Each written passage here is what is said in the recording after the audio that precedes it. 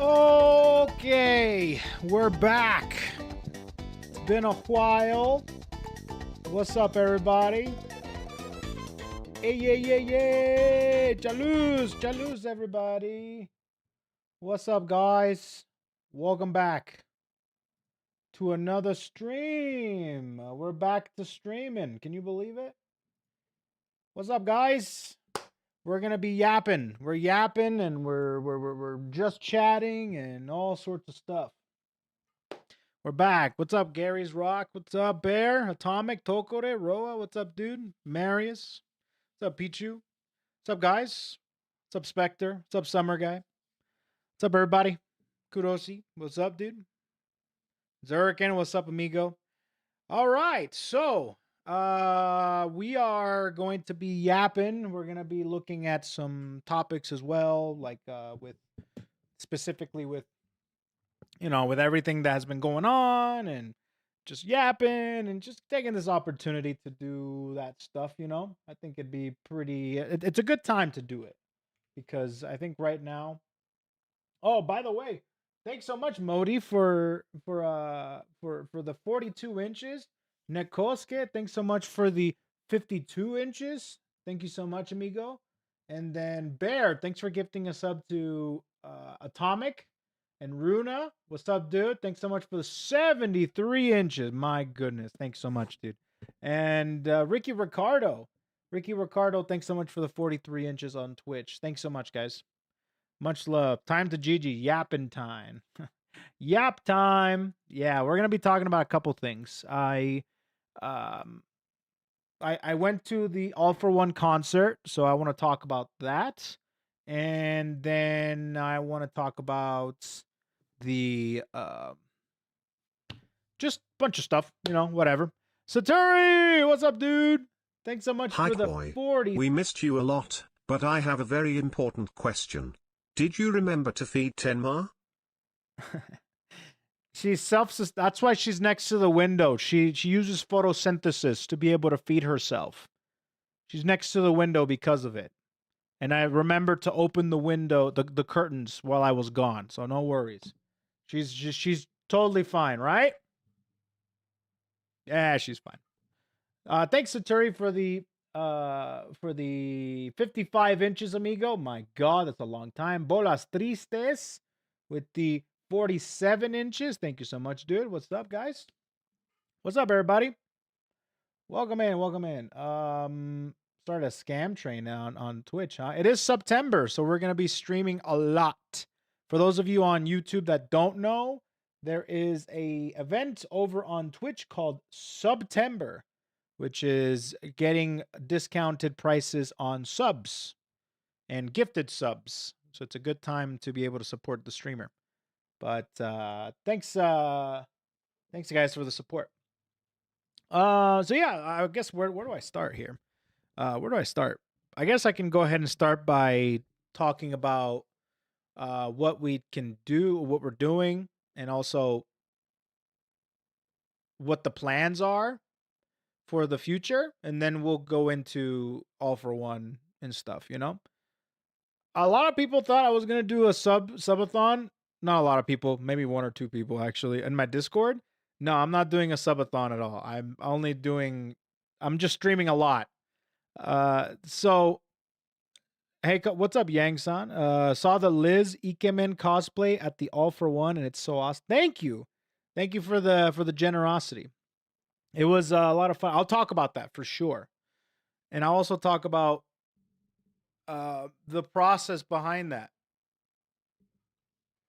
It's September. You know what that means? Oh, I know what that means. Holy crap! Wait a minute. Why is there no sound? Whoa. Where the sound at? Wait, did I mess up my sound? Do you guys hear that, or is it just me?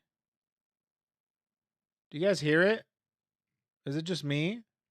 Why can't I hear it? Oh, I know why I can't hear it. The sub alerts. Okay. I know why. I know why. It's because it's transferred over. Okay, that's fine. For some reason, the alerts are switched over to another audio channel that I have to fix. I forget that I have to fix that. Claude coming in with the 5 gifted sub, and Saturi gifting a sub to your car's extended warranty. Gotta throw in a meme sub there. Thank you so much, Club, for the 5 gifted. Looking like a hipster.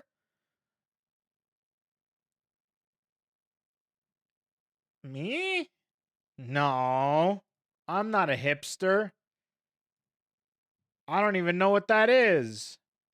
You met the man in person with a handshake? Who? Muffled? Yeah, no. Okay, yeah. I don't see or hear. Oh, well, sub alerts, you can see them, but you can't hear them. But now you can. Now you can. They're back now. So if somebody subs right now, you'll be able to hear it. So that's my bad. Thank you. You look like someone my mom would tell me not to take free candy from, not gonna lie. Damn, dude, that's freaking brutal, dude. Have you guys not seen like this is not even that bad. This is not even that bad. It's groomed, it's cleaned up. Brother, may I have some oats? There it is. Thanks so much for gifting us up, Bear. Appreciate that. A white van? Bro, I feel like white van people. Hold on a minute. Let me show you a real white van person, because I think you guys are so wrong on this. Oh my god, I should not type that. I was about to type in molester. I should not do that. Okay, hold on. White van owner.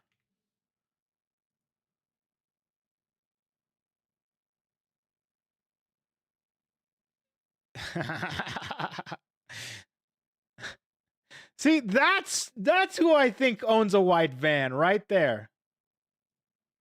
This right here. This right here.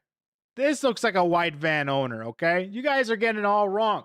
I look like a Spanish dude. You know what I mean?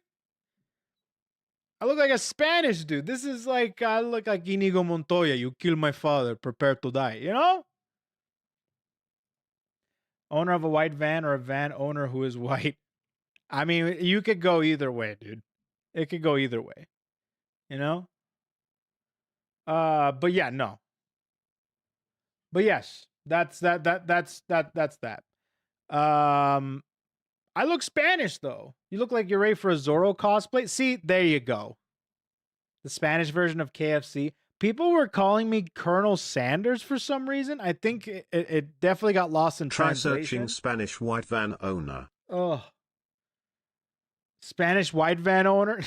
No, I think I'm good. I'm good.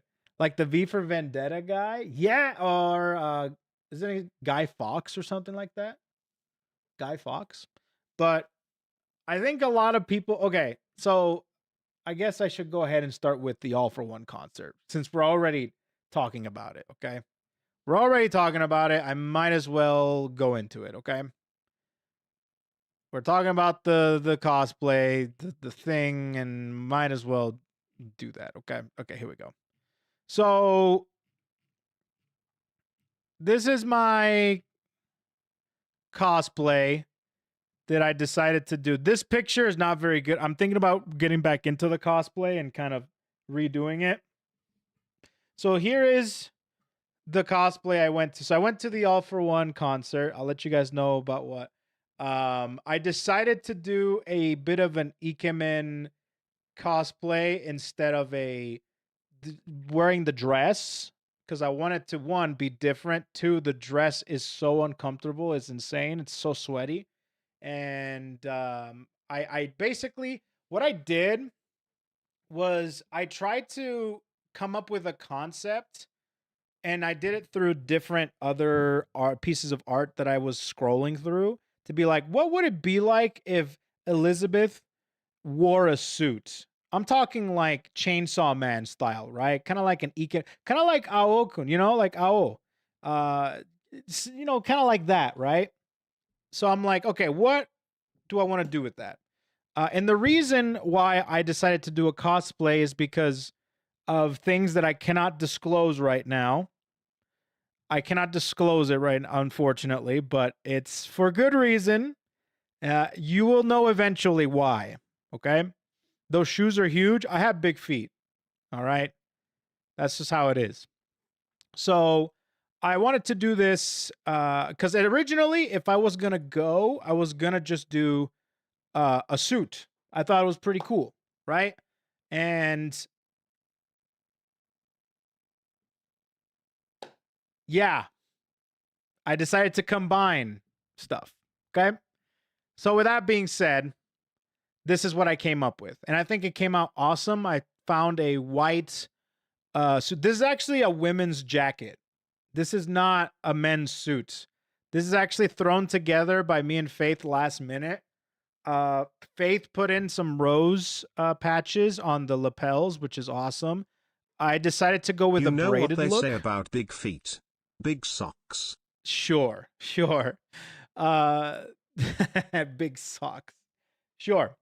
What's up? What's up, Ralpha? Chat, hello, Twitch bro. What's up, Ralpha? So I decided to go with that. It was a look where I had gloves on and I had the flame. By the way, I lost this flame. I was really, really sad, but it's just how it is. I wore a tie and this suit in particular, it's a white women's jacket. I have it over there. And it's, what's it called? I can't remember the material, but it's kind of like glossy and shiny, which is cool. And then white pants and then some nice boots and a braided hair instead of the flowy look because I decided that it would look really cool to have it more kept and more clean rather than flowy. You know, if you're wearing the dress, let that hair flow out. But the Ikemen suit look, I wanted it to be a little bit more kept. So that's why I did the braid. I think it looked pretty cool, right? I lost the blue. The blue flame was being held by magnets. It also broke. The light that was inside that was lighting the flame, it came out from the bottom and it was already kind of broken. So I tried to finagle with it, but eventually the flame just fell off of the tie and I lost it. So it's how it is. Thankfully, I was able to still have a few pictures with it on. But yeah, that's kind of what I did. Also, Faith went as Udin, which is Ollie's mascot. She looked super cute, super great. This is the Udin onesie that my dad will be wearing when I do the Ollie cosplay, and she did that. Ollie liked the cosplay, you know? So that was nice. But yeah, that's what I did at the All for One concert day one. I met Maddie, which was super cool. This was really funny because this was after the concert. So I took off the wig during the concert and then I put it back on. So I look terrible. I think this looks much better. Like it looks so much better here, but it looks terrible. After the concert, it looked so bad. And then I look at, you know, Maddie's entire cosplay and stuff and her wig, and it looks amazing. It looks so good. She looked awesome. Let's see.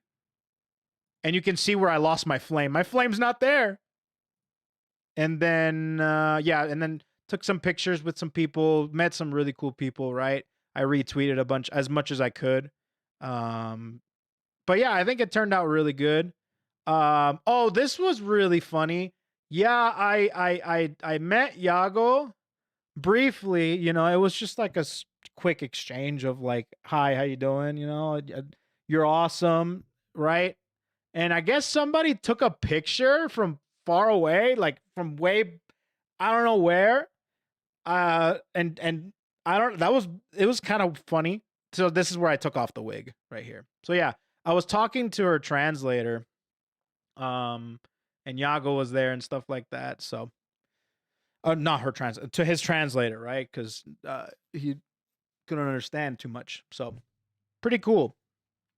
Pretty cool. I that's definitely a bucket list item that I was able to check off was the fact that I met Yago, and yeah, it was pretty cool. It was pretty cool. He was right behind me. He was talking to somebody else, and I had to, like, you know, say hi. At least I had to, right? Did he know who you were? No. No, he didn't know who I was. He just thanked me for being there, and it was a pleasure and stuff like that. That's it. No. He doesn't know me. I just introduced myself. I didn't even introduce myself. I didn't even say, hi, I'm Koefficient. No, I'm just said, hi, how you doing? Yago, you're awesome. And he's like, oh, thank you. And then, you know, his translator said, thank you for being here and stuff, you know? Should have introduced yourself. Well, the thing is that he was talking to somebody else. So I didn't want to be rude, you know? But anyways, I didn't get hooed. Well, I got hooed. I mean, I didn't get hooed, but no, he didn't know who I was. The concert was great. That was day one. That was pretty cool. Yeah, and then Faith, Faith left to go get water. Faith was sitting right next to me. She went to go get water, and then Yago showed up. It was pretty funny. I'm like, you'll never believe who I just met. You know? He doesn't know the hitman. I don't know. I don't know if he does or not. I didn't really want to chit chat too. I didn't want to take up too much of his time. I would love to have a conversation with him. Just behind closed doors. You guys will hear none of it. Behind closed, because I am so curious on the tech of Hololive that I'm just like, oh my God, I love it. I just want to dissect his brain and how all the tech works and what that's it, really. What would you ask him? It depends on the situation. You know, it's very different to ask questions. I feel like the interviews that I've conducted in the past were very much on a friend in the status. hole with Yago when? I mean, I wish, dude. Brother, I hope one day. May I have some oats? So I interviewed people on like a friend basis. You know, it's a one-on-one. It's very chill. I feel like if I were to interview or talk to Yago, it would definitely be in a more professional manner where I have to be a little bit careful as to what I ask him because, you know, obviously he's Japanese and that's a little bit different setting being a CEO, right? So it's anyways, it all depends on what I would do. Like if I were to, the first thing I would probably ask him, like if nothing, like no walls up, I could ask whatever I want. I would probably ask him a lot about the technology, what his favorite piece of tech is, or how he was able to take the tech of Hololive, starting with Sora, and evolve it into something that you can do crazy concerts and Holo Festival. Like, did he consult with like the Grand Blue people, or like there's probably a company out there that does all this stuff, you know, with Hatsune Miku and Grand Blue and all sorts of different festivals that happen in Japan. I don't know if they're similar, but then they also use the Hololive IP to do all that stuff, et cetera, right? That's honestly what I would say. I'm so curious about how the tech works. Anyways, after that, I met these two Narissa cosplayers, lovely people. Both of them were so cool. They were so great, and their cosplays were so awesome, right? So pretty cool. I went to the All for One meetup on day 2, which was super cool. I met the people that were in charge of the meetups, and I met basically the organizers of the entire thing. There were close to I think there were like 500 to 1,000 people that showed up, or I'm sorry, 500 people. I don't want to exaggerate. I think around 500 people. I'm not 100% sure. The meetup was huge, right? Ginormous. There was so many people. They actually ran out of water, unfortunately. They had pizza served for everybody. They were doing like all sorts of they had like a pen light dojo, right? They were waving their pen lights around, and they were trying to see like, okay, this is what you do for this song, and this is how you do it to the beat and stuff like that. It was really something else. It was really cool to see. And then after that, they mingled, had pizza. Everybody had all sorts of different either cosplays, or they were showing off a lot of their things that they made. Like there was a guy there that had a straight up boat like around his shoulder, like with suspenders, and it was a boat. And obviously it was Boat Goes Binted reference. So people were signing his boat, right? And there were some people that had all sorts of crazy ass like stuff. They also had, I think, a yearbook for everything that has happened up until this point. Like, for example, for Hololive En, I should say, with the first concert, the second concert, and everything in between, you know, Enrico, and I mean, all sorts of really cool things. And they were signing the yearbooks, and they had pictures of all the different talents, and they put it in a way where it was kind of like an actual high school picture.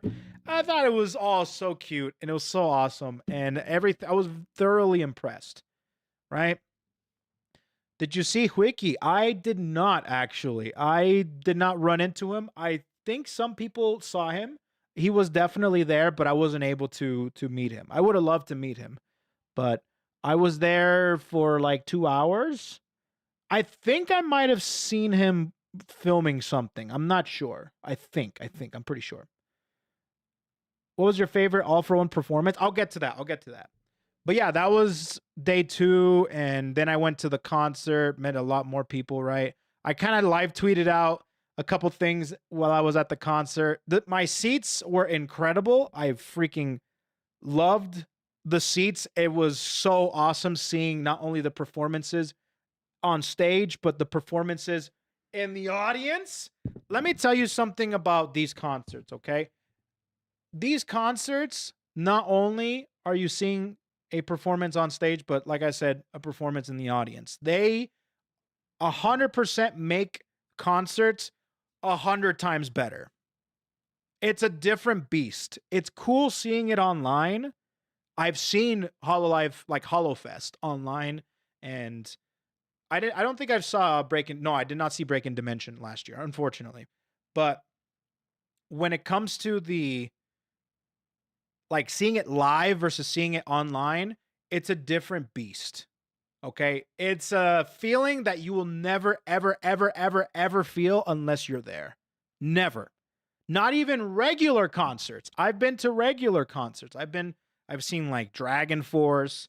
I've seen, you know, a bunch of other people at normal concerts. And a Hololive concert mixes not only the Hololive music, but it also mixes, I think that's really prominent with the idol culture, which is the pen lights, right? And the lights and the crazy ass like colors that they can put up depending on who's on stage and the different things that they do, right?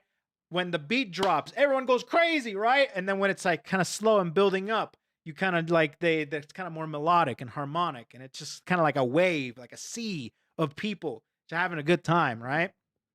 It is crazy, okay? So I just wanted to put that on record that experiencing a concert live is 100% worth it. And I've seen the first concert and I saw the third concert, and the difference between the first and the third, I'll tell you right now, okay? I went to the one in California, the YouTube Theater. That one, you can 100% tell that it was all pre-recorded, including the interactions with the audience, right? It was their first one. They were testing the waters. It was extremely successful, but you could tell everything was pre-recorded, right? It's a video. But like I was saying, it doesn't matter if it's just a pre-recorded performance. The audience makes it 100 million times worth it to be there in person. That's me personally. That's my thoughts. The improvement from that to the third concert is 100%, because not only do they fly out the talents for them to MC at the concert live, they were there, they were interacting with the audience in a way that was seamless, right? They were there with the mics, all that good jazz. Also, I love the fact that it's not only their uniforms, their outfits, their default outfits, it's a dedicated outfit to this concert. I think it sells the fact that this is a unique experience for when you buy tickets online or in person. I love that. And I mean, oh, another thing is that they started this last year with Breaking Dimensions, but it is 2 days instead of one. The first year was 1 day, second year was 2 days, I'm pretty sure. And I don't know if how the 2-day performances was last year, but this year, each night was a different, they had different performances, different MCs, 2 different experiences. So day 1 was awesome. I freaking loved it. It was great. Day 2, I was expecting to see the exact same thing, maybe a little bit different MCs, but no, it was completely different performances, different songs. And to me, for some reason, I thought that it was going to be the same exact performances.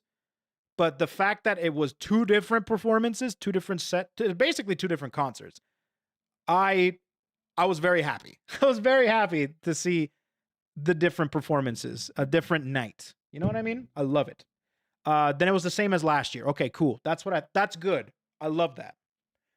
And yeah, I think those were the major differences. Oh, I think they also switched venues. Radio City Music Hall, or Radio Music Hall, I think that's what it's called, in New York, was a great venue. I hear from what I was talking to with people, the venue last year was a little bit iffy because they were trying to let people in and doing the metal detector, the safety stuff. And that took so long, to the point where the line was massive and people were burning alive outside, right? So the venue was way better from what I hear from people. I loved it.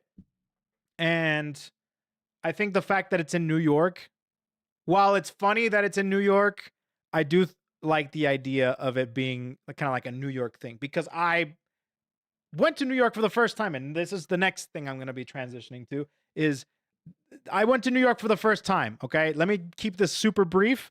What do I think of New York? I will say this, okay? And I think you've seen the tweet already of me talking to Nags, right? Which was the fact that, where is it? There it is. I talked to Nags. I told him I'm going to New York, Radio City Hall for a weekend.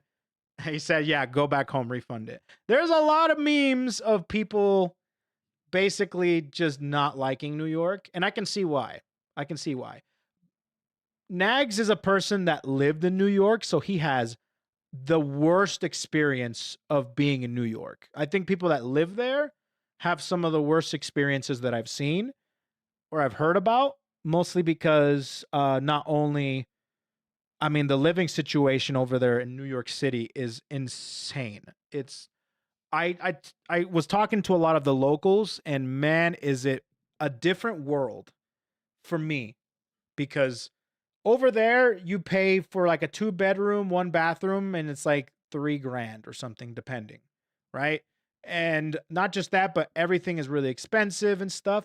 But with all that being said, visiting New York is sick.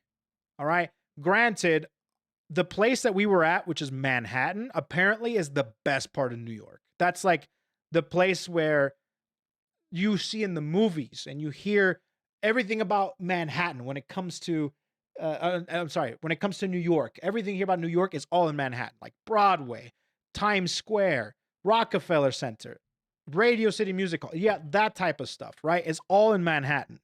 But when it comes to the rest of New York, it's a bit of a different story, you know?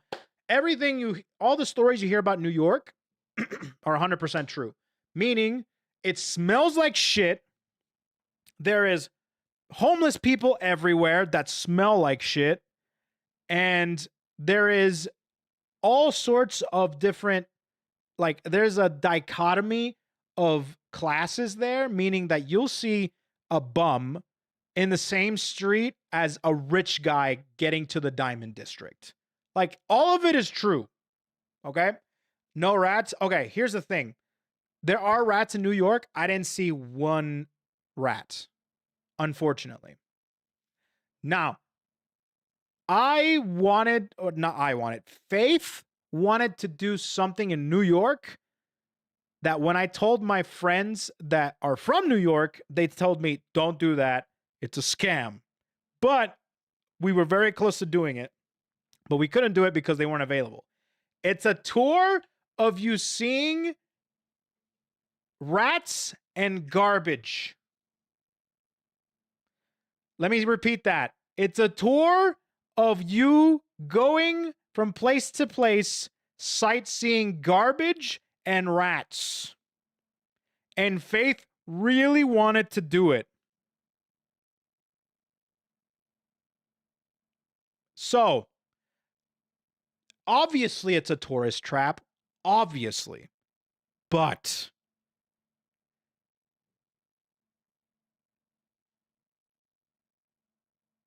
wouldn't it be kind of funny?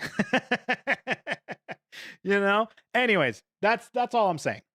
So anyway, I didn't see a rat though. We didn't see rats. I don't think we saw. We were. I won't lie. I was a little busy in my time in New York, so I couldn't really see too much. We wanted to see a Broadway play. Wasn't able to do that. We wanted to go to different parts of New York to check out restaurants. Couldn't see that. What we did do though in New York was have the trifecta. I guess 4. The Holy Trinity. But we didn't really do the Holy Trinity. The Holy Trinity of New York, okay? Let me tell you something about New York. If you've never been to New York and you want to know what to do and what to eat in particular, what to eat, because there's restaurants and places to eat everywhere. 3 things. You got to have a pizza, obviously, New York pizza, which I did, and it was the best pizza I've ever had in my entire life. I'm not even kidding. Greatest pizza I've ever had in my life. It's like the perfect pizza. I don't care what anyone says. Chicago style is cool. New York style pizza in New York is something else. Okay. Then you got to have a hot dog. It's on the street. Dirty water to hot dog. They do that well. They do pizza well, dirty water hot dog well. The third thing is you need to go to a deli. That's the Trinity. Pizza, hot dog, deli. There you can get an amazing sandwich or you can get an amazing bagel, right? And from there, you can kind of start spreading out, right? Over there, they have incredible halal food, which we did have. It's chicken over rice, hummus, right? Kosher food. And it was the best hummus I've ever had in my entire life, okay? So those are the things that you need to do in New York. Don't go to McDonald's, or if you want to do that and stuff like that. If you only have a weekend, like we did, right? Really quick, you're making a pit stop to New York for a weekend. If you're there for longer, of course, go out, experience stuff. Like if we had more time, we would have gone to Chinatown. We would have gone and seen a bunch of other restaurants that are very popular there, right? But I will say that over there, if you're spending a weekend, I don't recommend you going outside of your hub, because getting around New York is a little difficult in America standards. Because in American standards, you take a car, you take a taxi, stuff like that. Over there, everything is so consolidated. It actually reminds me of Japan a lot. But instead of it's like being Japan, it smells like shit. But everything is so walkable there in the vicinity. There's no reason for me to go out somewhere because it takes too long, and as well as it's just a lot to take in for only 2 or 3 days. So with that being said, Tokyo did smell pretty bad. Listen, Tokyo was like a Bath and Body Works compared to New York. Over there, you smell cigarettes in Tokyo. In New York, you smell cigarettes, shit, BO, cologne, sewer, and garbage. Like over there, you have like cigarettes, maybe some sewer stuff, right? Or some street stuff, right? Whatever. It doesn't smell great, but it smells so much better than New York. New York actually smells like utter shit. It was bad. It was bad. Okay. So anyways, New York, pretty dope. All right. I'll leave it at that. New York, pretty dope. Had pizza, had a hot dog, had halal food, went to the deli to have a bagel. Didn't have a sandwich, unfortunately, because the wait was an hour long. It was bad, but that's how it is. But the Puerto Rican restaurant was about a 45-minute taxi drive, or we take the subway. And I didn't want to take the subway too much. We took the subway once, and it was to get to the meetup. So the Puerto Rican restaurant is in somewhere else. We found out that the best place to get food is in Queens. And that's where the All for One meetup was in Queens. We went there, and it was definitely in bad shape. But apparently the food there is incredible. Is probably the most diverse area, I think, in America, if I'm not mistaken. I read that somewhere. Maybe I'm mistaken. But it's super diverse. There's so many different Hispanics there and all sorts of different people there. In the world? Okay, there you go. In the world.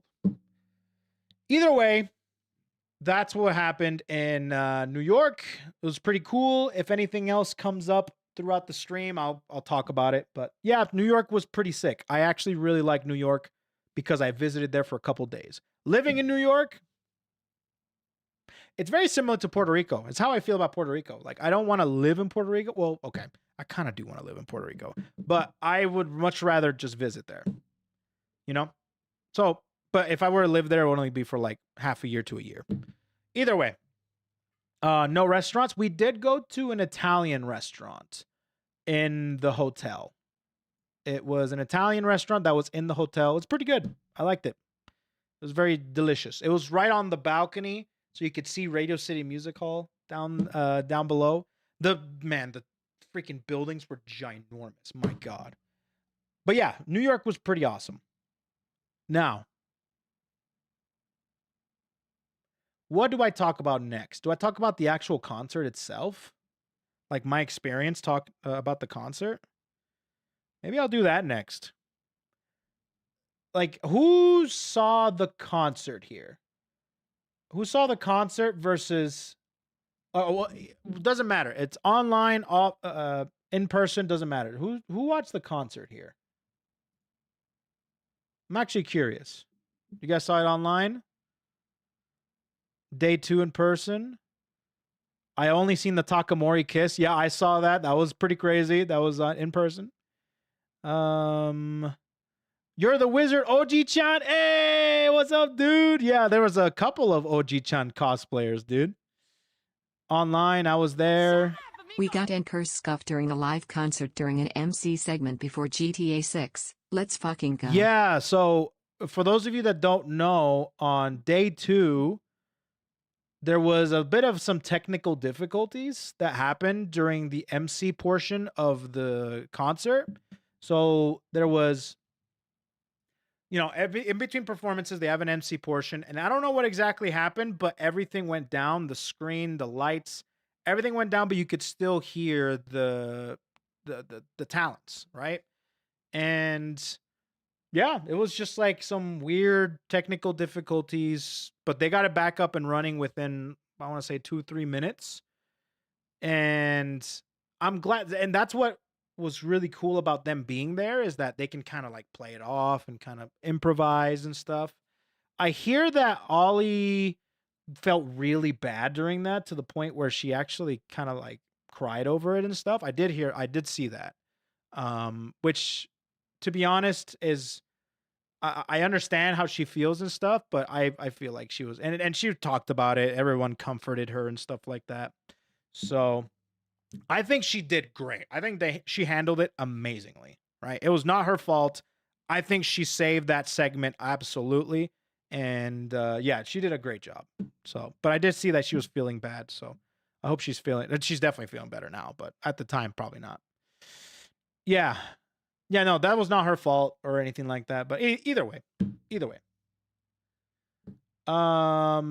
It was Ollie and Shiori, which they were able to save because she was like, dude, she was Ollie. She did Ollie stuff, She did the kisses and all that stuff, and it was very Ollie, and it was very, very good to see, yeah, she did a great job handling it. So with the concert itself, day one, let me talk about my favorite performances. Let's talk about day one, okay? So also, by the way, just want to let you know, they performed all of my favorite songs, except for one. Except for one. All of them. They performed Countach by Hajime. They performed, I mean, I'm trying to remember the performances on day one and stuff and trying to get through my brain, which is very hard, dude. My brain is like, you ever seen Yu-Gi-Oh? You know that portion where Yugi enters Yami's freaking brain and it's all just stairs and doors? Yeah, that's my brain. I'm trying to figure out which door is the information I need. Let's see. They did Countach, which was awesome. Stellar. Oh my god, that's Elizabeth performing Stellar was fucking crazy, dude. Immediately as she opened up, just showed up. The fucking place erupted. It was insane. The place, I'm getting goosebumps just thinking about it. Erupted, dude. Everyone went fucking ballistic, dude. It was awesome. So I think Stellar might have been my favorite performance. Day two, they performed all of my favorite things. All of them. Oh, actually, they did all of them except for two. I mean, I'll tell you guys in a second. But day two, absolutely, they did Wonky Monkey, I. They did, like, all of my favorite fucking songs were on day two, and I'm like, oh my god, that's insane, dude. They also did, you know, like Do You. I think Crony did a great job doing Do You. And I'm trying to think of other ones. There was a bunch of, I have to look at the list, the set list. Like if there's a sheet, I should have written them down, but I was too busy enjoying myself. But I wish there's a set list so I can refresh my memory. Oh man, the performance with Cece and the violin was so freaking cool, dude. She took out the violin mid-performance, started performing, and I don't know what they did, but it was seamlessly. They seamlessly transitioned the violin in and out. Oh my god, dude, so good. And let me see. I'm trying to think of some other ones that I'm thinking of. Those are the ones that stand out to me. It was a week ago, so I'm just trying to think of over a week ago, I should say. So I'm trying to think of the exact ones, but it was so good, right? Invisible Staff was assisting. I mean, yeah. Of course, they have to do some sort of shenanigans with green screens and stuff, right? CC talked about how a staff member had to crawl around and snatch the violin from. Yeah, exactly. To make it seamlessly transition, right? I love it, man. I was very mad with the cameraman during Chalice. They zoomed out on the belly dance. See, that's one of the benefits of being in person. I saw the whole thing. That shit was crazy. I'm like, damn, girl, you go. Bay's performance had to be one of the best ones. Top 3. That shit was crazy, bro. I was like, is that fucking Shakira? There's no way that's Bay. That can't be. No, I know those moves. But anyways, I think that, I'm Your Treasure Box was performed, which was awesome. I think, they also performed Chimera, which I'll be honest, right? And I tweeted about this. It was like I was the Winter Soldier. It was like I was a sleeper agent. Like she said the secret code words, and then all of a sudden I'm like, what the fuck is happening to me? I was like the Winter Soldier, dude. But I instinctively started dancing to the song when that came up, and I'm like, man, I am so. What happened? What happened? Like I'm brain rotted. My brain just like now. Every time I hear the song, I'm like freaking, you know. But anyways, great song. They also did, I, which was awesome. I also learned that dance. That dance is awesome. I'm Your Treasure Box as well. Super fun. I love it. So, anyways, super fun. I had a great time with but those are probably my favorite performances. Stellar, day one. And, oh man, day two was such a toss up because you had Bay's performance, you had Wonky Monkey, you had I'm Your Treasure Box. God, dude, there was so many. I don't know which one to pick. I can't pick. Day two was I think that was my day. Day two was my day for sure. And they really gave it their all in day two because I think it's because, it's the final day, it's the final performance. They really gave it their all. You need to see more of bass performance in general. No, I've seen quite a bit of bass performances, but like I said, being there in person and experiencing that, I knew that Bay is a good dancer. Like Hajime and Bay are the best dancers in Hololive. Period. That's how it is. There's more concentrated and specialized dances like Aki and stuff, but dude, no, I know that, but just being in person and seeing that shit was like, just kind of solidified it even more, So, yeah. Let me see. Which songs didn't you like? I mean, it's not like it's really hard to not like a song when you're seeing it in person. You could literally have the song that you dislike the most and see it live and you'll still like it. Even if it's not a playlist song or you don't vibe with it, seeing it in person makes it way better. The energy from that, no matter how you dislike a song or how much you don't vibe with it, the energy in that place made it so you do vibe with it, So anyways, so there was really no performances I didn't like. They were all great. They were all good. And there's really not a song. I mean, there's songs that I don't vibe with. But day one has CCGGMC.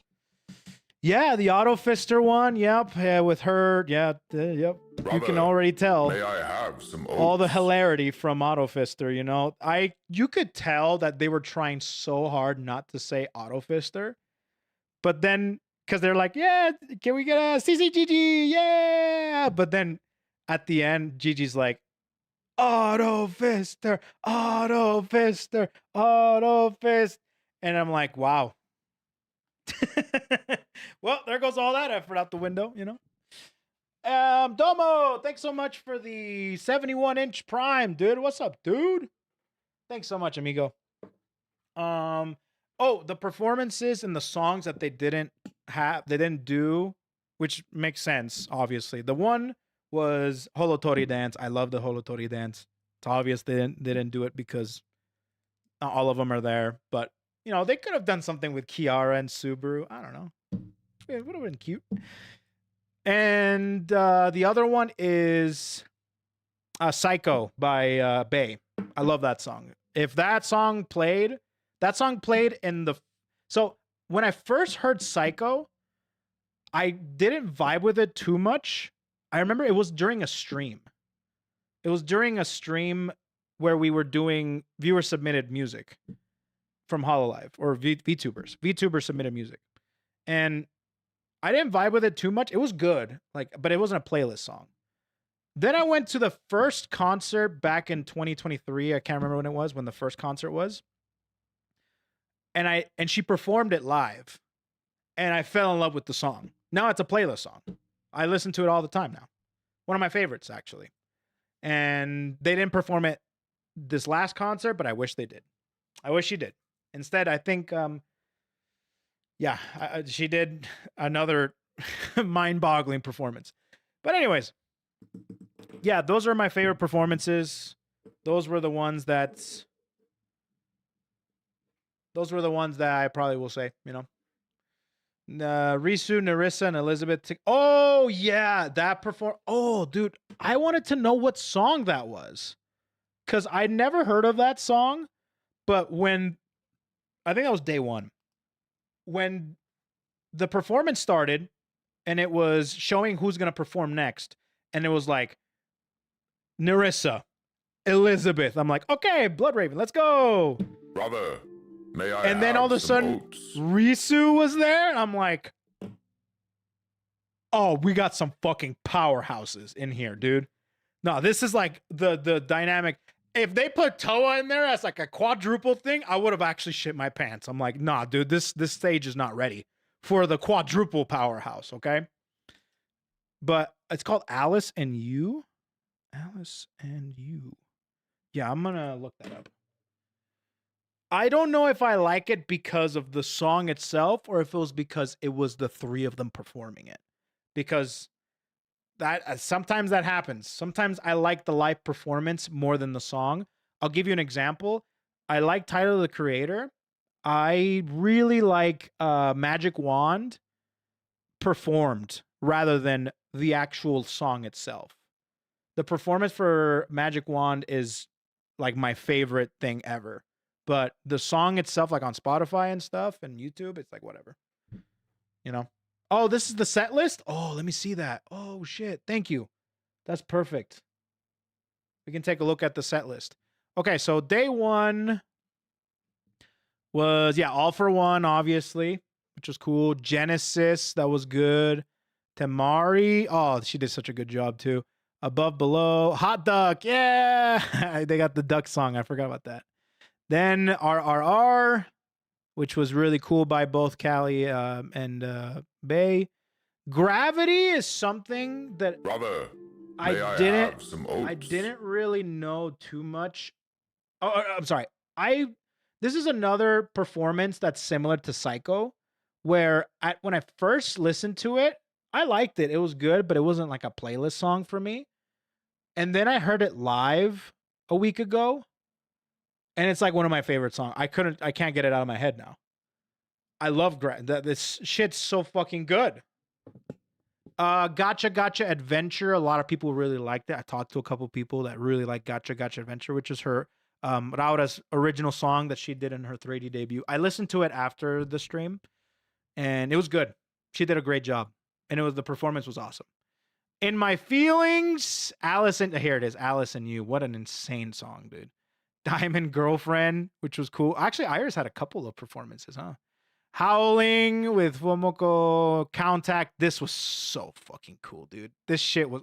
Ollie, Bay, and Gigi did an awesome job. Contact was awesome. Then they had Monster, which was, I think, the Enrico song, wasn't it? I'm pretty sure. Perfume and Tasty. I was surprised. Day one hardly had Kiara. I'm like, where's Kiara? But she was all over day two, which was great. Then it was Stella. Oh, this was my favorite performance of all time. That shit. When I tell you, out of all the performances that were performed, I think everyone talked about Stellar the most. When I tell you that I think Elizabeth had the best performance in the entire thing, that's subjective, but at the same time, just based off of the energy in the arena, I don't think I felt there was a lot of really crazy energetic energy coming from day two. I don't think it even came close to Stellar's energy. It was actually fucking insane. That arena almost like concaved within itself. Then you have Seishun Archive, which was good, and then Connect the World, which was their first concert. I was really hoping that they would perform this on day two because I actually love Connect the World. I think Connect the World is one of my favorite songs by HoloEn. It's basically English Shiny Smiley Story, and I really like that. And then the encore is Odyssey, which was I actually really like Odyssey. I love Odyssey. I think seeing it, another example of seeing it live, made it so I loved it more. You know. Let's see here. It was good, but I think Liz needs to work on her Japanese pronunciation. I mean, to me, I don't care too much about the pronunciation, mostly because that just makes it an Elizabeth cover. I don't want to hear an exact, like, I don't want to hear a cover by somebody else. I want to hear Elizabeth's. And even if that's the case, even if she has some pronunciation errors, that makes it Elizabeth's cover. And I like that way more. Could she do it better? Sure. Just like how everybody else could do everything better. You could say that about everybody. But I think it's because I was there in person that you just, when you see it, I don't know, man. Were you there in person? Because I feel like if you were there in person, you wouldn't give a flying fuck about her pronunciation. Like you wouldn't give a single shit about. She could say it Stella, and doesn't matter. It just the fucking killed it. It was insane. Either way, that's just my opinion on it. I really really enjoy how she did it. I have literally nothing bad to say about it, even if it's bad pronunciation. Nothing. I don't care. It was too good. Then you have they freaking start again. I forgot about that. I forgot they opened up with a fucking banger. All right, I have that song playlisted. Fries up, baby. No, start again was a crazy way to start the day 2. I was like, no shot, dude. Then you had Dead Man's Chest, and then immediately, bro, I'm telling you, like back to back bangers, just like start again, then Dead Man's Chest, then Wonky Monkey, which is my favorite. Like, I think that's my second favorite song or third favorite song out of all of Hololive. Then there's Chimera. That Rock Mom chest was a bit empty.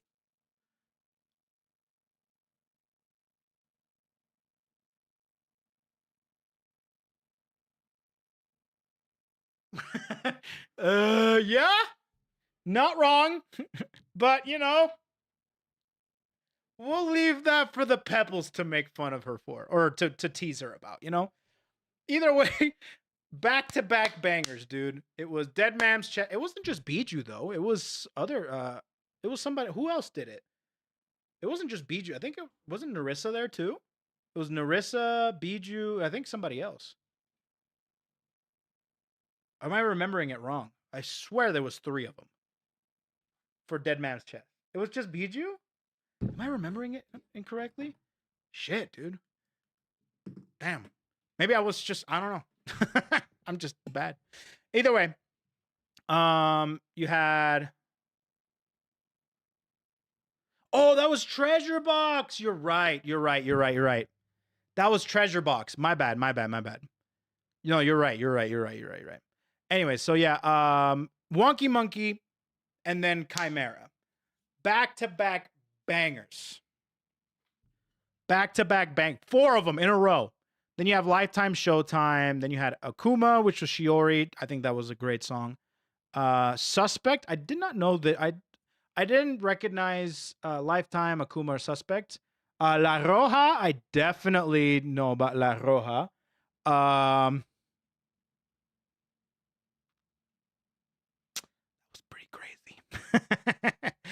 Yeah. That's pretty good. It's a Hollow Cure song. Ooh, okay. Then you have Do You, which I think she did a great job. I think Crony, fantastic job that she did on her performance. Very proud of her. Then you have Chalice, the legendary Chalice. This one was so good because you had Cecilia performing with her violin, which was awesome. It was so great. I love that. Feeling Gradation, which was the Hollow Promise song. You know, I will say, it's in Hollow Cure. What are you talking about? Listen, 2 things I gotta say to you, good sir. 1, I couldn't tell. I completely forgot that it wasn't Dead Man's Chest that had 3 people. It was just Bijou. It was I'm Your Treasure Box. Okay. 2, I don't even remember what I ate for food last week. All right. Like I said, my brain, Yami Yugi, bro. I'm fucking opening doors and stairs and trying to find the information that I'm trying to remember. It's all, that's my brain. That's just how it is. Okay? That's how I be. Information sometimes comes here and then leaves there and sometimes gets stuck and I have to try and find it somewhere. You know what I mean? Plus, I have not, all the music in HoloCure is 8-bit or 16-bit music. From what I hear, no vocals, no nothing. So I never heard the vocal version. So that's the first time I'm hearing about it. Anyways, super good. Love that. Neko Kaburina. I'm trying to remember this one. But this was pretty cool. Then you have High Tide, which was great. This one was an awesome song as well. I was so cool, dude. I leaned over to Faith. Dude, they did back-to-back bangers. And I'm like, they pretty much got all my favorite ones. I'm telling you right now, if they do I'm standing up. Bam. I immediately, I reset factory settings. I'm like, no. You know? So anyways. Then you have I'm Your Treasure Box. One of my favorite performances as well. I love I'm Your Treasure Box. Remember it very vividly. Then you have Queen of the Night, which was a really, I never heard this song. But it was Toa and Callie, and it was a really cool performance, especially with Callie. Oh, also I can't forget about her medley too. Her medley with End of a Life and Dead on Arrival was really, really, really, really cool. I really enjoyed that medley. That was awesome. But yeah, no, I didn't hear Queen of the Night. I guess it's a new song, you guys were saying? Cool. Then you have Odyssey, which they performed again, which was cool. They performed at the previous. I love Odyssey. I think Odyssey is one of those songs that really grew on me. Then they did the encore. They did 2 encores. They did Kirameki Rider. I don't know what that was in particular, but the All for One, and then they ended off with All for One, obviously, the official song, which was really good. I really like All for One. I wasn't a huge fan of the Breaking Dimension song, but I really liked Connect the World and All for One. Really, really like those. I think those are if I were to rank them, I would say Connect the World is number 1 for me. All for One is number 2, and I think Breaking Dimensions is number 3.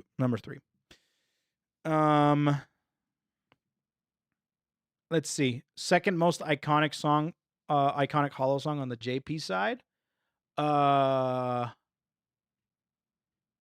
Kirameki Rider. Yeah, I don't think I've seen this one too. Oh, you know what? I might. Oh, I knew it was familiar. All I needed to do was see this art, bro. I played this shit in the Groove Coaster or those rhythm games, dude. I can't remember which one. I don't remember if it wasn't Waka. Was it Waka? I don't remember which one it was. It was one of them. The audience let it all out at the final song. Dude, I will tell you the energy that was flowing in that entire auditorium was infectious. It's addicting. Also, I love the designs, by the way, for dude, this art. Oh, so good. Jesus. Oh, I want to put a little side note because I really enjoyed having the guests, because the guests this year was Ollie, Toa, Subaru, and Risu. So those were the guests. I love the little touch of, when they transition out of the screen and into the screen, they have like a little ding, and then they have like a little logo, right? Little symbol, which I thought was super cool. I love the idea of them having their own, and it's very familiar to the concert, very connected, but the guests have like a Hololive play button, right? It's like, it shows that they're a guest. Like, it's almost like you're watching One Piece. Brother, May I have some And then oats? Goku shows up out of nowhere, and you're like, "Oh my god, that motherfucker's really strong too." Actually, that dude's very famous, very strong. He's kind of a goat. That's kind of like the feeling it gave me. It was like a weird crossover effect, and it was just very subtle. And all that mental like feeling I got whenever the guest showed up, it was just from the subtle change of the symbols of the transition where they have the Hololive play button instead of like the HoloEn all for one symbol. I thought it was so cool, right? The one for the festival. And I think that's sick, right? Because it's Hololive Festival. But they had a theme of HoloEn, and they had a whole bunch of themed symbols and a bunch of themed visuals. And I love the idea of having the guests not have their own themed button connecting the concert to them, but instead the Hololive theme. And it's a button. It was just a subtle little touch that I'm just like, like I said, it's like the feeling of, oh my God, One Piece crossover with Dragon Ball. Two crazy forces coming together to be able to entertain us, you know?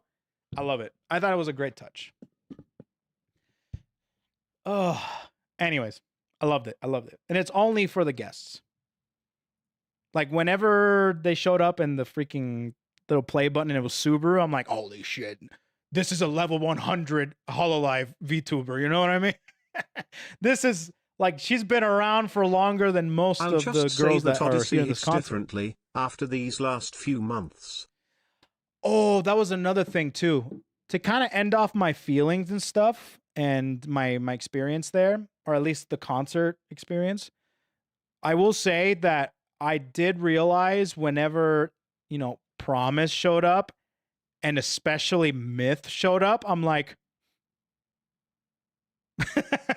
just, you know what I mean? Just like, it's so much smaller now. You know what I mean? I had a little feeling there. I'm like, Did oh you my notice that they used Narissa's silhouette for Aina in day one? I didn't know. I didn't notice that. But yeah, no, that was another small little thing that I was kind of like, there's so much smaller now, you know? And then to add a cherry on top to that already like sad feeling, they had at the end, I think they showed this off in the VOD, right? Where they had like the history of the concerts for HoloEn. So you showed off Connect the World and Breaking Dimensions, and you see everybody like Gura and Mume, and then I'm like, you know, the tearjerker. But yeah, but it was very powerful, very emotional. Everyone that I talked to after the fact, everyone just was left feeling emotional. That's one word that I can solidify this entire concert experience. And it doesn't matter if it's a sad feeling or if it's a hyped up feeling, so much energy, so much emotion. That's just emotional. I was crying the whole time. I was not crying the whole time. I don't cry.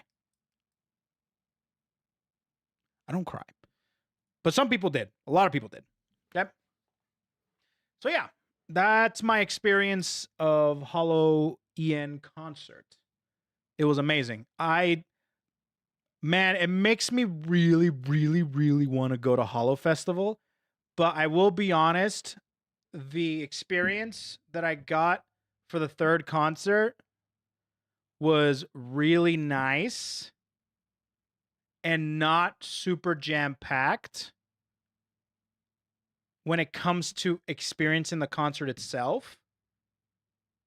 If I go to Holo Festival, you better believe that I am going to be, that shit's going to be packed full of people. And I that's one of the things that, I mean, that's just cons, conventions. Only real men cry. Only real men cry. True, brother. But yeah. It makes me want to go to Holo Festival. It really does. I would love to go to Holo Festival. I'm not going next year either because I'm going to Japan in April for my cousin's birthday, and Holo Festival is in March usually. So I'm not gonna be able to make it, and I can't make 2 Japan trips. So yeah, unfortunately, I'm not gonna be able to make it. But in terms of the HoloEn concert,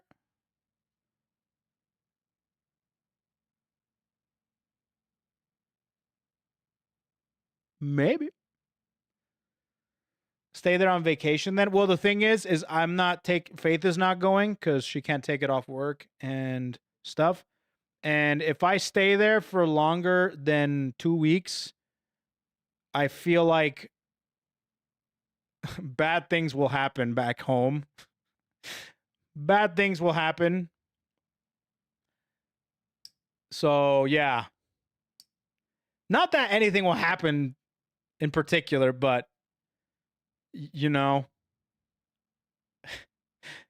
Faith will be really sad is what I'm trying to say, okay? Faith will be, it's like leaving a cat at home for a month. You know? So anyways.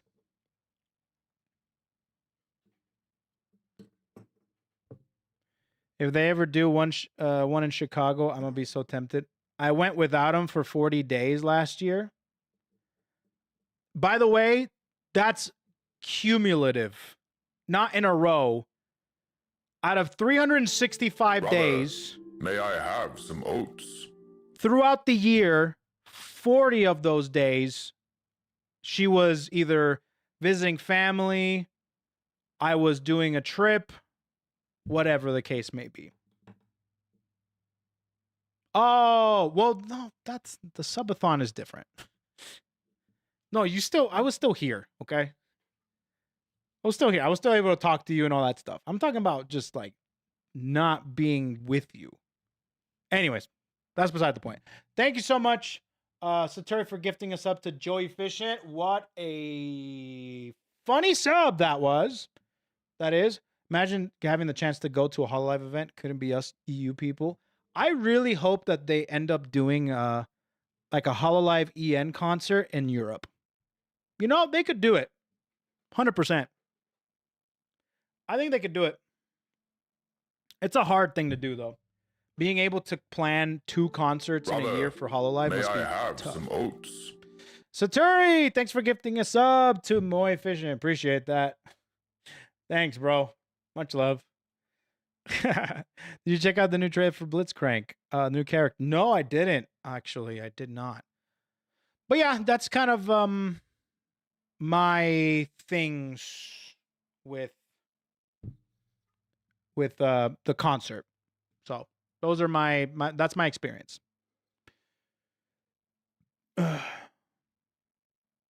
You got a better shot at the moon tour than Europe? Really? Nah. Brother, may I have some oats? Toy Efficient. What is happening? Claude, thanks so much for gifting us up to Toy Efficient. Why is that happening? You want to play now? You're pretty busy. Well, I was going to play at 5. Are you off work? 5 was going to be the case because I still want to go through topics and go through different things. You're off work now? Damn. I'm ruining the sub counter. No. Keep ruining the sub counter. That's fine. Let's see. Would be sick if Hololive performs at Gamescom. Nah, dude. Gamescom is too... That's not the audience for that. Not the audience for that. But yeah, let's do some topics. Let's talk about some stuff, huh? Whatever we want to talk about. So what happened with Evo? You guys said something happened with Evo.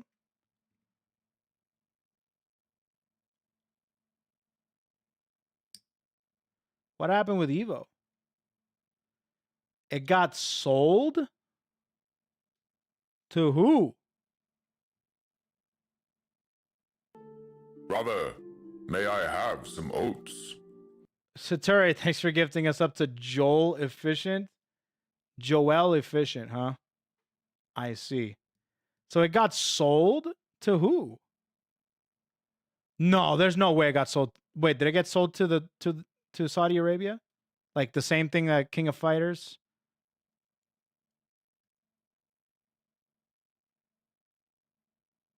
Ooh, I see. Okay, let me see that. Thanks for the article. Kidia fully acquires Evolution Championship Series organizer, RTS. I see. Brother, may I have some oats? Efficient koi. Man, now you're flipping it? Are you making these up? Yeah, you're making these up. My OCD is now at peace. Is it? What? Well, I'm at this screen now. So yeah, you don't have to worry about it. You don't gotta worry about it. You don't gotta worry about it anymore, dude. What do we have? Get ready to see main stage KoF15 and Fatal Fury for the next several years, with at least one player who plays Ronaldo advertised as a favorite each year. Yeah, I mean, here. Koi, I have a challenge. Watch the Gamescom pre-show and try to guess the game I worked on. If you guess right, I'll give you 20 subs. 20 subs? Done. Link it. Easiest 20 subs I'll ever get. I can pick that out in no time. So Evo is now okay, but before I do that, let's talk about Evo real quick. So for those of you that don't know, those of you that are curious and kind of scratching your head, Evo is a fighting game, the biggest fighting game tournament, and it was owned privately, and then it got sold to Sony, or partnership with Sony, right? And then from Sony, it was sold to Qiddiya, which is the Saudi Arabian company. And these are the people, I think that they own not King of Fighters, what is it? SNK, right? SNK and stuff. And it's controversial because right now, I guess Saudi Arabia is just very extreme when it comes to certain views and stuff. And the FGC being so diverse with all walks of life, I'm talking with, all sorts of races, all sorts of genders. I mean, LGBT community and stuff like that. And it's just, it's very grassroots in that regard. So the FGC is all very diverse, right? And Saudi Arabia, them being extreme versus some views, including some trans people and stuff like that. People don't like that, right? So a lot of people don't like SNK because of it, which my personal opinion is, this is something I don't look too deep into this stuff. I am mostly just a guy on the internet, as well as a content creator that just wants to have fun with the games I play, right? And if I feel strongly a certain way about a certain game or something or a certain company, I'll make it known. But that's just how it is, right? For the most part, I don't blame people for not participating at Evo anymore because of this news. Don't blame them. I personally haven't gone to Evo in a while, and I don't really care too much about Evo. I just know how prestigious it is and how big it is when it comes to competition and the clips that comes out of it and all the different moments, the history behind it. That's what I mostly care about. So I don't blame people for not being a part of Evo anymore. Especially with a game like Strive. Strive is very vocal when it comes to their with their player base and stuff like that. So I don't know if Brother, even Strive will may be I in have Evo some anymore. I bet you anything it will be, and it won't be too influenced by this stuff. I don't think so personally. I think it's fine, but like I said, I don't blame if people don't want to be a part of this anymore. But that's it. Evo might be dead. I don't think it's dead. I don't think so. I think people will be vocal about this, but that's it, right? The reason I don't go to Evo anymore is not for things like this, right? I hate Sony, but I still went to Evo, right? Like, I don't like this Saudi Arabian company either, but I'll probably still go to Evo eventually. The reason I don't go to Evo is because everything is so expensive. Everything, going to a convention in Vegas, especially a convention like Evo, where I think it's close to like $250 for like a 3-day pass. Plus, you have to pay an outrageous amount of money to the resorts because everything is owned by Caesar's Palace, which drives up the cost of everything. So it just costs an arm and a leg. Of course, you can do Airbnb, but I like convenience, and it's just, and everything's so expensive there. Anyways, long story short, I just don't like traveling to these type of places anymore because it's just not necessary for me. You know, I don't compete like I used to. I like streaming. I like being in my house. I'd rather just watch it from home. That's me, right?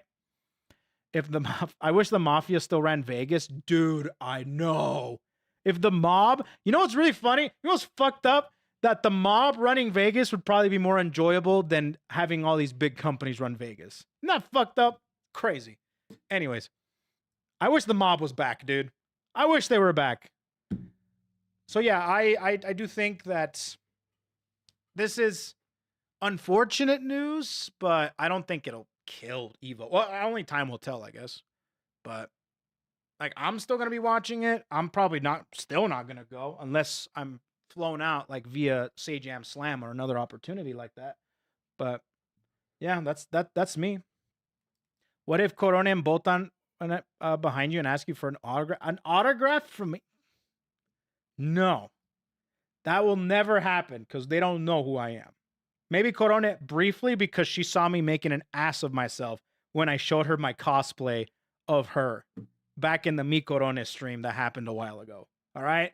But if anything like that were to happen, it's probably me noticing how they speak and me like eyes emoji and then go about my day and then come to the stream here and be like, I think I heard Corona and Botan. That's basically that, you know? It's about 25, a Gamescom link. Okay, cool. Let me finish this up and I'll do that.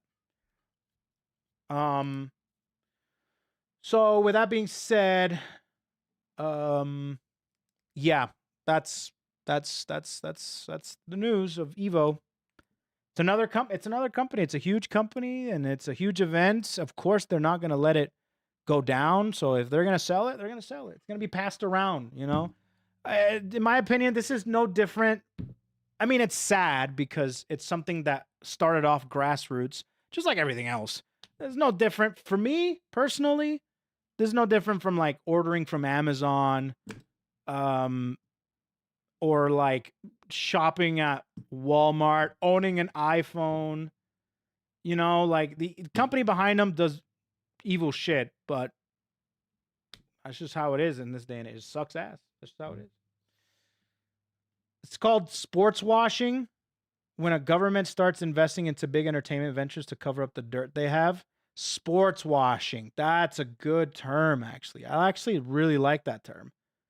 I like that. Yeah, and that's just another sports washing thing, you know? Unfortunate. This really is. I personally prefer to them not having it, you know?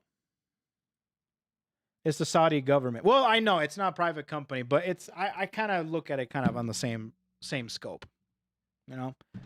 As a person that doesn't look too deep into this stuff, that's kind of the scope I have. That's the view I have of it. And yeah, no, it sucks for certain people. Certain people are probably really bummed out about this and they're not going to support Evo anymore, which I totally get it. It is what it is, you know? Exactly that. Either way, let's take a look at that Gamescom thing because this will be the easiest $20 or 20 subs I'll ever get. Let's go, boy. Apparently, Klaus said that if I point out his game that he worked on that got announced during Gamescom, he'll give 20 subs.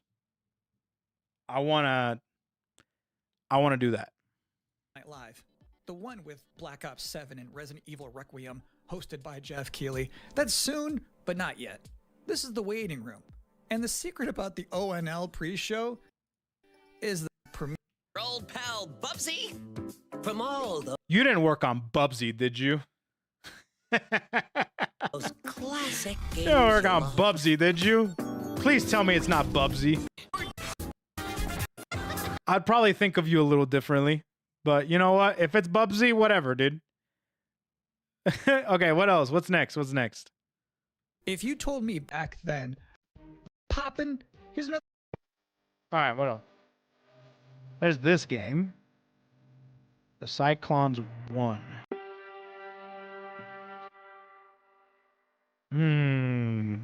Okay, so we got Bubsy. I'm going to write these down. Bubsy, space game. Okay, Bubsy.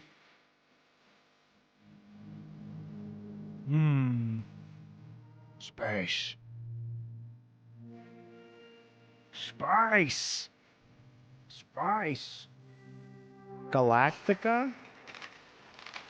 Oh, is this one of those, like, Star Citizen games?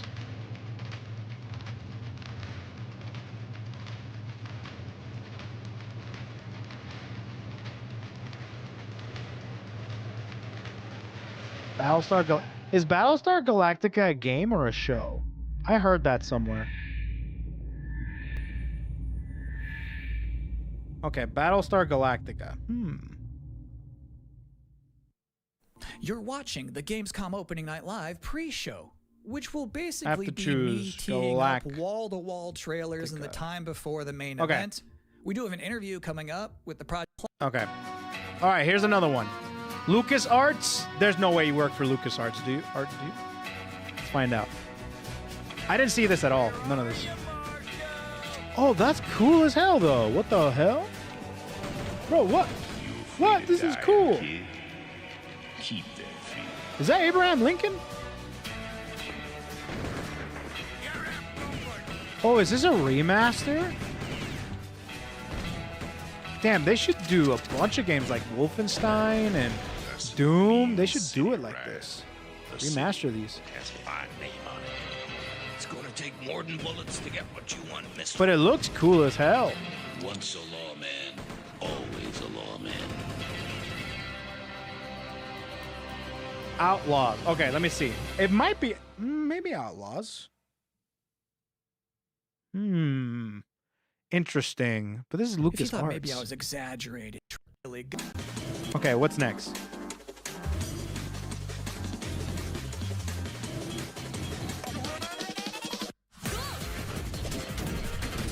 What the hell?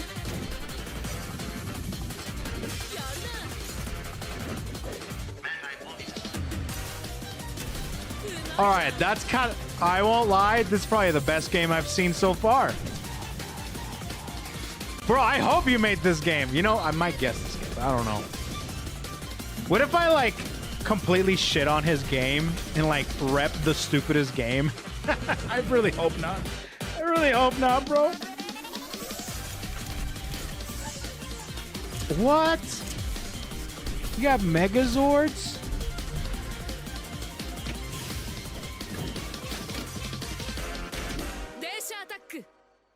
Densha Attack. And this It's called Densha Attack. Okay.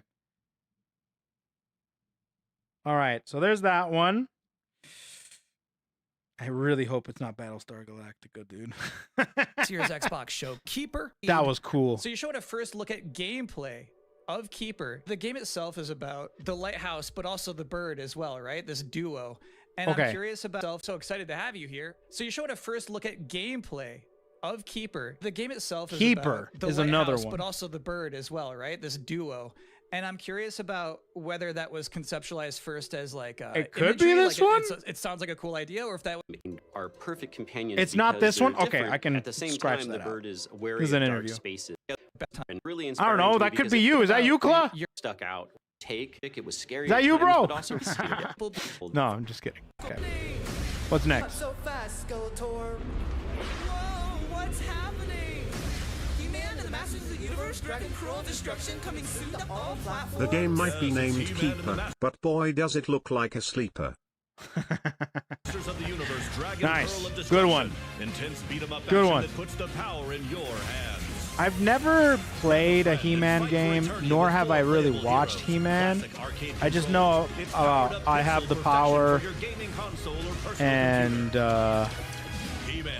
what is it? Skeletor running away. Okay, there's He-Man. No, there's no way it's a remake. The opening night live pre-show.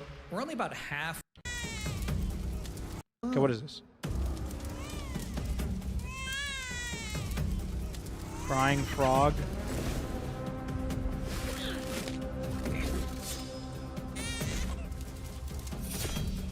Okay. This is gonna be a roguelite, isn't it? Or 2D. Ooh! Wait. Why is it remind? Dude, this is like Skullgirls. This is reminding me a lot of Skullgirls. Oh, this is cool. Not a roguelite. What's it called? Metroidvania.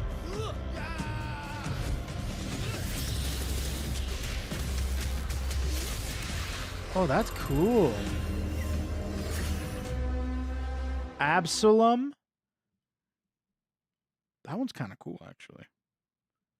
I like the style, and I like the gameplay. It's kind of cool. Kind of like more beat 'em up. Yeah, that's true. October 9th. That's a release date. Take a minute.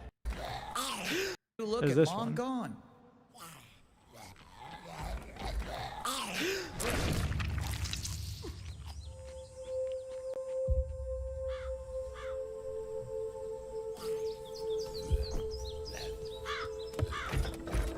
What did they do? Weld these things on? Huh.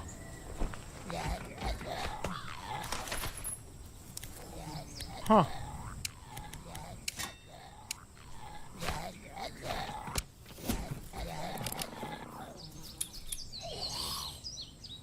Aw, damn.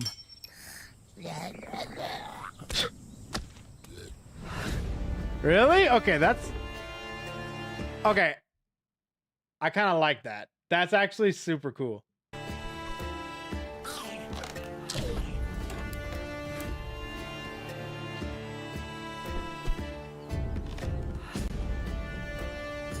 Cover that. Oh, I like this. An adventure game, you hate it? I like adventure games. What do you mean? I like adventure games. Plus, this style is so cool.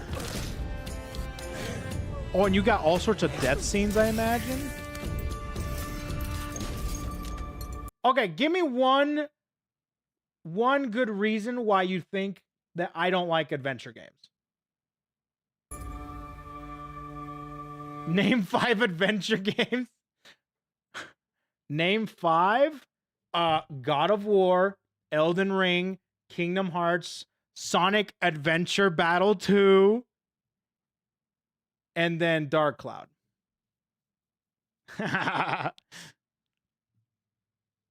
Any Zelda game, you know? Yeah, those are action adventure games. Yeah.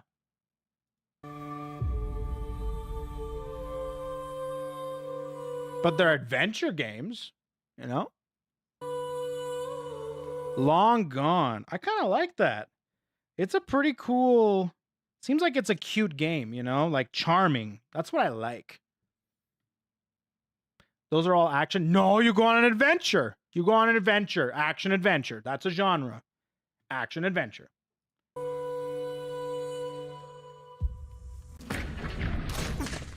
See, I think that's neat.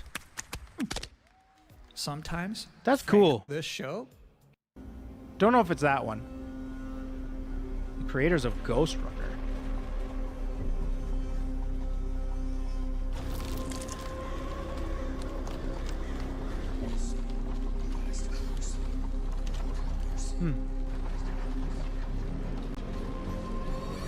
Oh. It's like the Revolutionary War?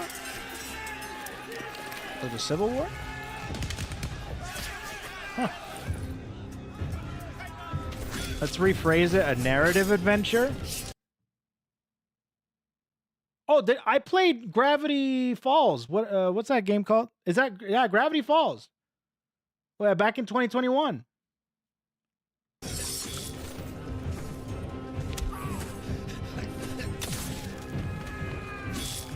Whoa.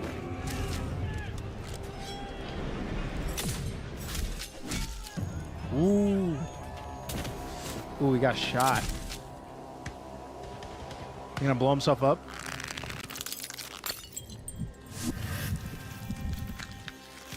Is that a... Please tell me. Is this French Souls, like Dark Souls? Oh, Gravity Rush. Sorry. Yeah. Gravity Rush. I played Gravity Rush.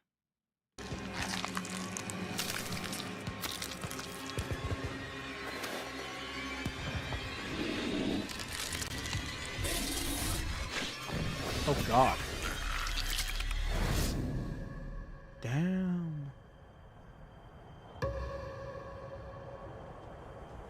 I'll be honest, I played... Oh, it's first person? Huh. Okay.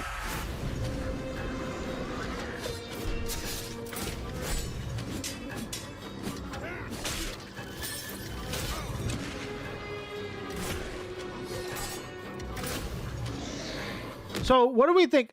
Am I the only one that thinks... I hope I'm not the only one that thinks this actually looks pretty sick.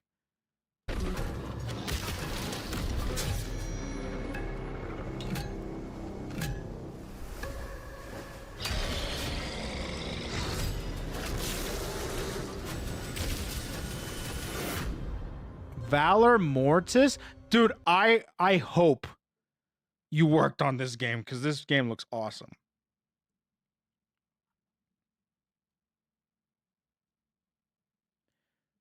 Okay, French Bioshock. Bioshock. I haven't played Bioshock yet. Mortis. So it's my sworn duty as okay. So there's that one. Top 10 reasons. Number 10. Number 9. The emotion. Someone knowing. What do we have? Wonder what the and. Okay, next. I was thinking about playing Bioshock the remaster. Because I was this close to playing it off stream, and I'm like, I think this is a game that my chat would want to see me play. Morning, Commander. The cooperative state has honored me By with the supervision of Bipnitus? your well-being. Get you back up to speed before our lives are on the line.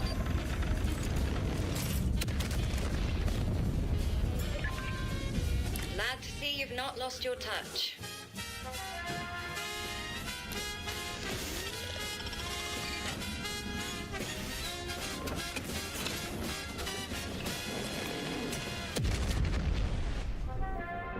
Multiple separatist vessels approach. They wish to eliminate this facility. Huh.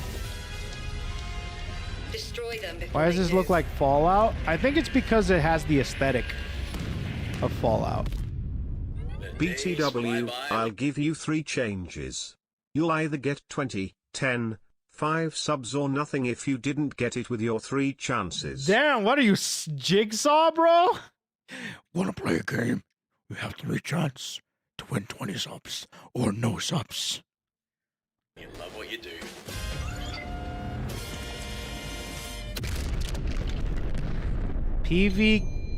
PVKK? Bro, I won't lie. I hope you didn't work on this one. This is the one that looks the most Resident Sleeper to me. Oh God. I don't know, man. I feel so bad. I would feel so bad if this was the game you worked on. Maybe it's good. It's just not for me. And every chance you screw up, a child gets their tooth ripped out, officer. Read Game the full over. title? And every time you screw up, a child gets their oh God. What the heck? Planetenverteidigung Gungskanonenkommandant. What the hell, dude? Brother, What? may I have some oats? Too Much Two Bear celebrates 27 months of membership. _KoFan : _KoFan. Oh, thank you so much, dude. I appreciate the 27-inch member, bro. Much love, amigo. Thanks so much. On YouTube. Want me to say it for you? Sure. 20 subs if you beat Hollow Knight before Silk Song releases Koefsmug. No, because I have other games I'm gonna play before Hollow Knight and Silk Song. Like I'm planning out FF14. I'm planning out well, I have a thing here. I'm planning out Metal Gear Solid Delta. I'm planning out Kiwami 2, right? So yeah. Yeah, but anyways, that's that one. Opening night live pre-show. If you're just joining us, big show. Okay, what else? Geeky one. Join the VC real quick. Oh. Wait, hold on. Now you got me goddamn curious. Join it. I'll join it.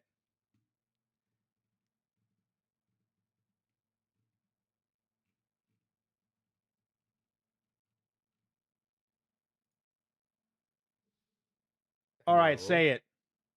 Can you quickly pull it up again? Oh my god, you're not even prepared? Joining? Yeah, no, not really. There it is. Wait, let me. Okay. Jesus Christ, it's bright. Okay. Planetenverteidigungskanonenkommandant. There you go. Say it again. Planetenverteidigungskanonenkommandant. German is not real, dude. Yeah, no, it's not. Thanks, dude. German is not real. That's not a real language, bro. That's insane. Now repeat it. No, I can't. I can't, bro. Oh man. I can't do that. That's crazy. You think I can pronounce it? I can barely pronounce English words, dude, that are way shorter than this. I would get a B by just saying planet. Gamescom owns video. Thanks, Saturi. Geeky one. I can't believe he just did that, just straight up, like just like off the tongue. Commandant. I don't know.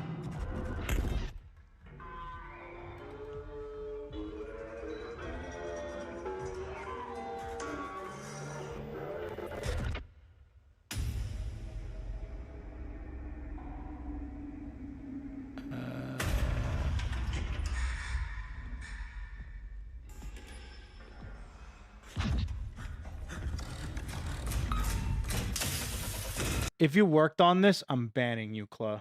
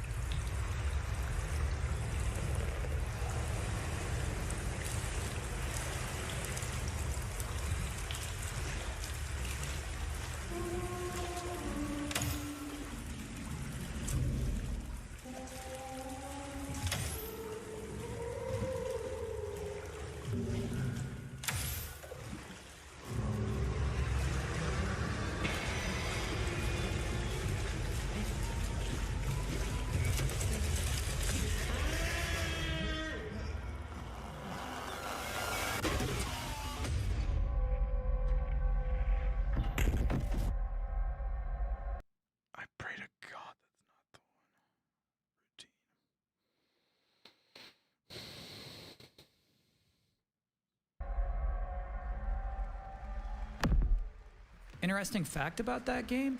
Don't care. Before what is this? So next up, 2 trailers back to back.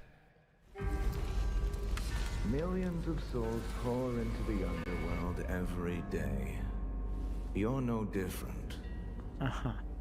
My lord, he's here. I bid you Walk the mortal world once more. Huh. Fallen leaves. You wouldn't by any chance be Chinese, would you, Claw? Return to their roots. You shall gather the souls that stray. I've watched over this city for ages, and every name in your scroll of death. Not one of them dies quietly. You, a soulless. Bro, I feel like ever since Black Myth Wukong came out, we've gotten like 4 different Black Myth Wukong games. You can judge my fate. Why wrestle rogues when their artifacts can do what brute strength cannot?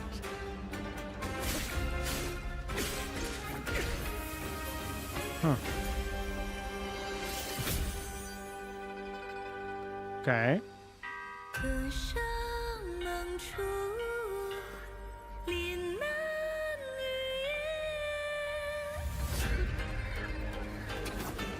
Damn. Like a yokai. What?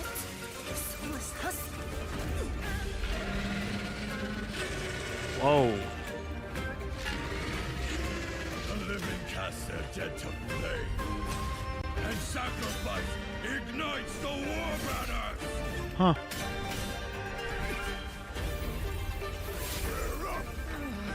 Summons? Oh shit.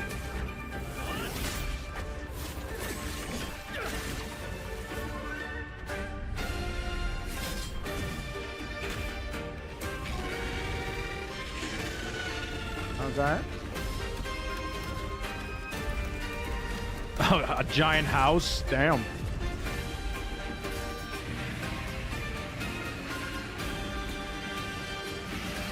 The dragons look badass, though. If you know not life, how can you know death? I don't think it's this one, but Swords of Legend. Okay. Yeah, it looks cool. They all look really pretty. I will say that. But, you know, it's like starting to be like the Dark Souls effect. It's the Black Myth effect, where we're getting like so many of these type of games, and they all look great. By the way, all of them look amazing, but probably not for me. Seems like a off-stream type game type thing. I'm constantly looking for stream games.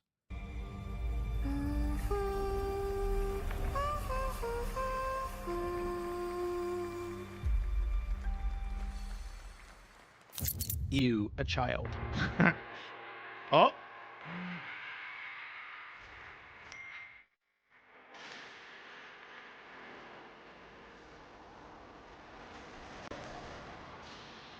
Forza. Truck Simulator? Truck Simulator.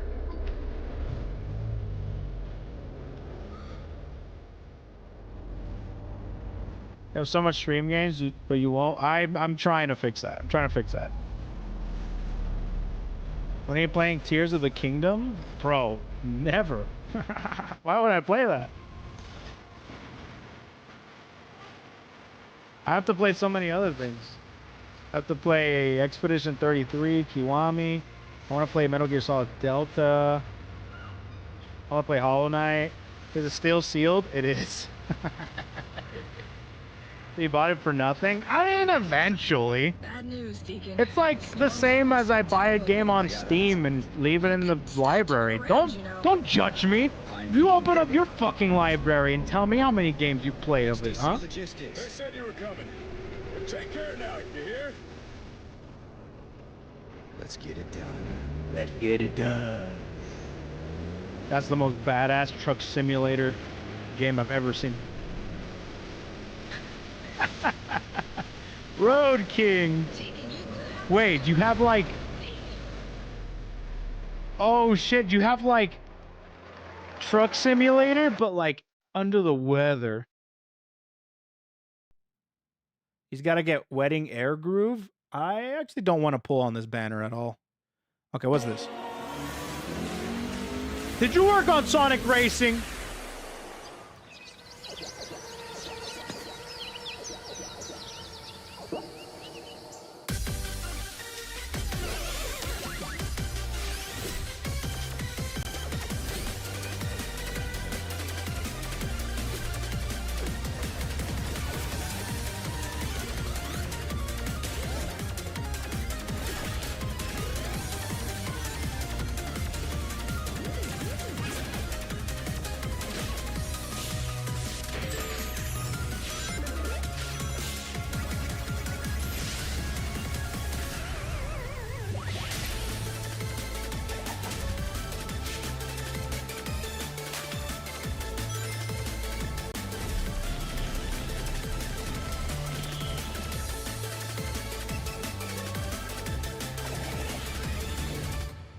that. Wow, that's cool. When are you gonna play any of the games on the Discord thread? Those games are not my priority right now. Yo, new Smash Brothers game, KoeKoe. No, but my priority right now is doing like Expedition 33, QM. The games I basically said, Hollow Knight, things like that. That's the end of the pre-show.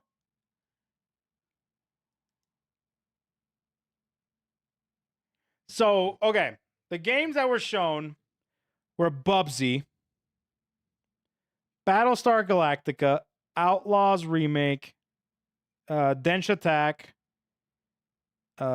He-Man Remake, Absalom, Long One, Valor Mortis, PVKK, or whatever that German name was, Routine, and Sword of Legends. So I don't think it was the Truck Simulator or the Pac-Man. I don't think that's them. Okay. Through process of elimination, let's get going here. I feel like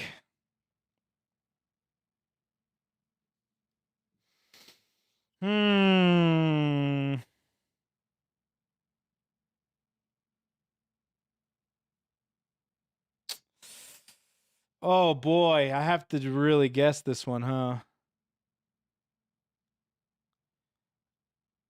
Oh man. Which one was Absalom again? Oh, that one. Yeah. Dude, I'm guessing between Absalom, Long One, and Dench Attack. Like, I'm trying to think of Valor. I don't think Valor Mortis. I pray to God that it's not that German name game. I pray to God it's not Bubsy. If you worked on Bubsy, I'm banning you. Okay. Or at least shooting you. Battlestar Galactica was the one game that's not... I don't know, man. What do you work on? What would a Koefficient viewer work on? Like, do they make something cool or do they get a paycheck? I would think that they would do something cool. I think it's got to be either Absalom or Dench Attack.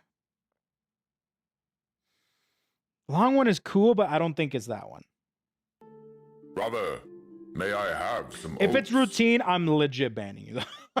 You might want to get another account. Fuck that game. That game, no. Outlaws Remake. Would you work on a remake?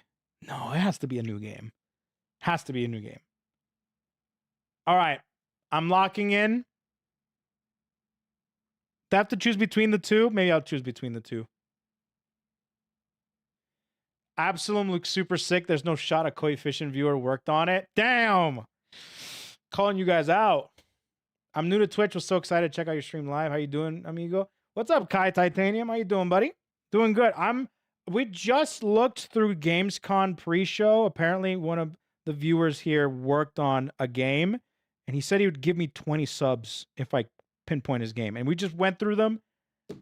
Absalom is sick, but I feel like it would be Absalom. But then again, Dench Attack is also sick. It looks small enough. I don't know. Do you work for Lucas? Lucas Arts? Valor Mortis? Dude, if it's Valor Mortis, that'd be so cool. What's my first guess? Do I get a hint? Do I get a hint? Like a little tiny one. You don't? Okay. Oh. Koi, since I just arrived, I want to know. Do you still believe no one at Coven knew who you were? Well, I know that maybe I know that some of the talents know me. I interact with quite a few of them. But cover? There might be some people, but maybe not. He dropped some hints during the PoE stream. Shit. Shit, hold on a minute. Wait. That was literally like the other day. Fuck. I don't know, man. Shit, I should pay more attention, I guess. A very big hint? I was too busy not dying in PoE 2, bro. This league is hard. Okay.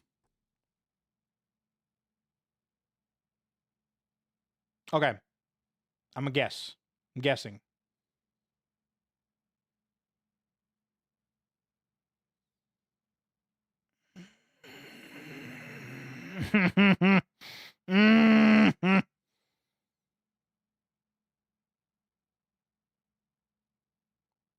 I want it to be Absalom or Densha Attack so bad. But now I'm like getting in my own head. Surely you paid some attention to the chat during your silly action RPG, oh sorry, action adventure game, PoE 2, right? Well, PoE 2 is an ARPG, which is different from an action adventure game. I didn't make the rules. I also was very confused when someone told me that. But that's just how I don't know. It's weird. It's fucking weird.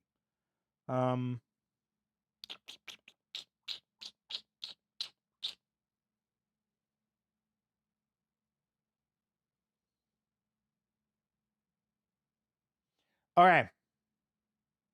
I'm going to go ahead and just guess. Fuck it. I guess I won't get 20 subs if I don't get this. Okay, here we go. I'm going to guess.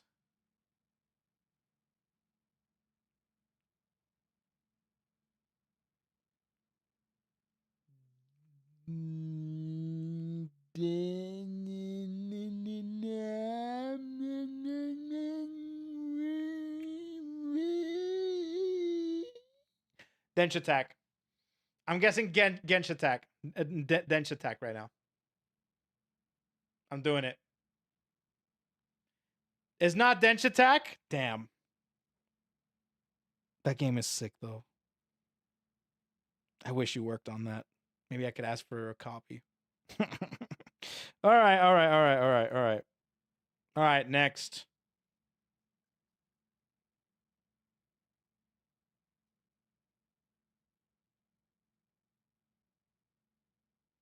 Should I go with my gut or should I double guess?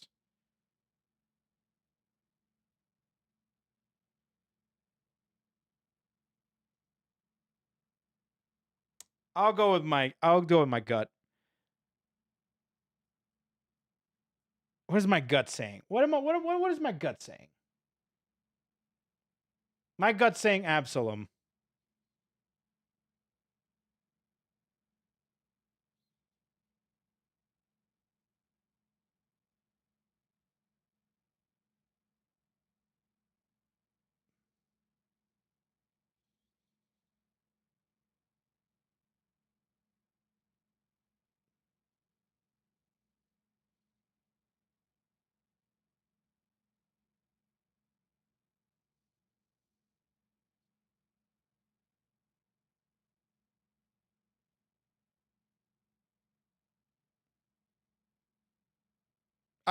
Hello? Is this thing on? My gut's saying Absalom.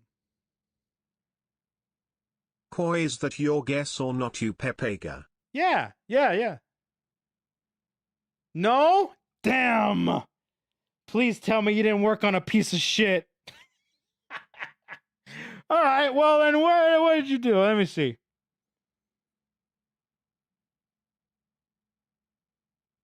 All right, well, I might as well. Might as well do the other game that looks pretty cool. Oh god, it's either between Long One or Valor Mortis. I'm gonna guess Valor Mortis.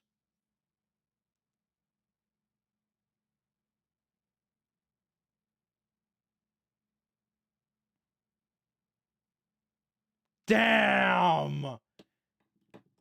What was it? It was the truck.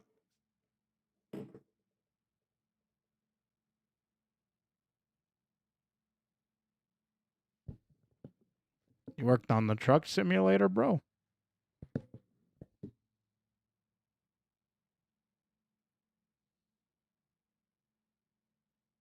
Well, I'm happy it wasn't routine, and I'm happy it wasn't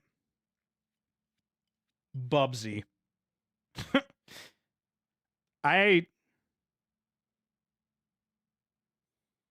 That's one of the I didn't put the Sonic Racing and I didn't put the truck simulator game because I'm like, there's no way. Like I was like 100% confident that you didn't work on those two games. Shit. Shit. All right. Well, I'll be honest, that game looks pretty cool. I won't lie. I did say that I work for a big company. Is that a big company? Easiest what company 20 is it? subs, he said. This is free, he said. 3 chances and still failed, but that is, honestly, within my expectations. You tried Shruggo 720 viewers who don't get gifted today. Let me see the company here. Keep talking your shit. It's fine. You see it as 20 viewers don't get subs. I see it as I saved Claw some money. You're welcome.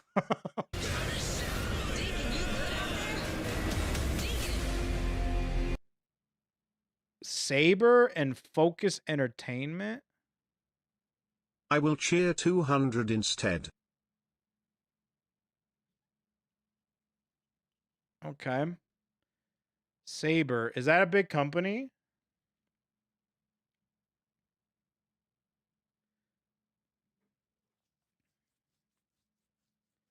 Is that a big company? What do they make? Do they make Truck Simulator? Are you responsible for Truck Simulator? Did you do that? Brother, may I have some oats? Oh, Warhammer. Wait. The Marine game? Wait. The Marine game?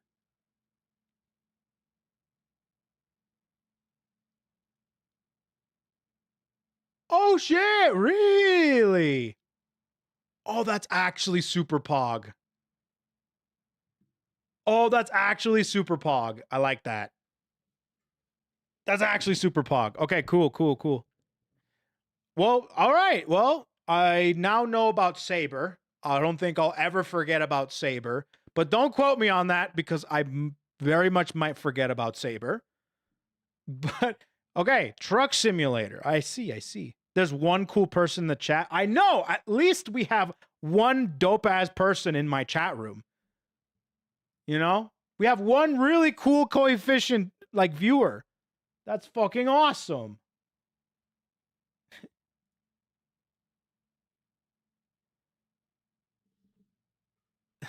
Ouch. No. Here's the thing, chat. It's fine. We're all not cool. All right? We're like the Breakfast Club, okay? What we need is for cool people like Claw to join the club so we can all eventually be cool. Okay? That's the idea. All right? We're like the Breakfast Club here. He's gonna confuse Saber with Saberface. True. Join the club. Funny. Sub bomb redeem? Was there a sub bomb redeem? There was. Oh. All right then. We got a free to play sub bomb. Hold on. Hold on. All right, I'm gonna give, for those of you that don't know, with channel points, if you redeem a certain amount of channel points, you can give subs to the chat for free, because I pay it out of my pocket as a channel point redeem. It's a pretty good one. People like it. Brother, may I have some oats? There we go. 5 gifted. Thanks so much. Aka Scarlet, what's up? How you doing, girl? How you doing, chica? We just barely finished guessing for my life. Finished guessing for my life, dude. But cool. That's sweet, man. Sweet, good stuff, dude. That was kind of fun, actually. That's kind of fun. All right, what else are we talking? Oh, Blitzcrank. New League of Legends character in 2XKO. May I have some oats? Can't believe KoeKoe called Scarlet not cool. No. Listen, she is one of the cool people that's just so happens to be strolling by, you know? She's not, don't lump her in with you. Don't look at her and say you're one of us. No. You sit in your Breakfast Club chair Iron Mouse said and she look was at going yourself to play and be the like, shit yup, out of I'm Road part of Kings. this. I Scarlet's lost just my walking. She's socks. just passing by. Speaking of which, Koi, I'm 16k away. You know what I'm gonna do with those channel points? KoeKoe creep. No, and I don't want to know. I don't want to know. But let me see. Okay. So Blitzcrank. Let me try and find that.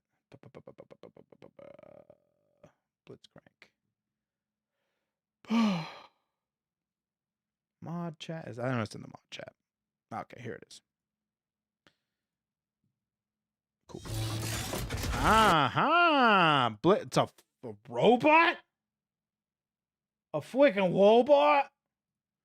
They put a wobot in here. All right, so new League of Legends character in 2XKO, the fighting game. I'm really excited for 2XKO. I think 2XKO is going to be really fun. I really enjoyed playing the beta for it, and I'm excited to play it when it officially comes out.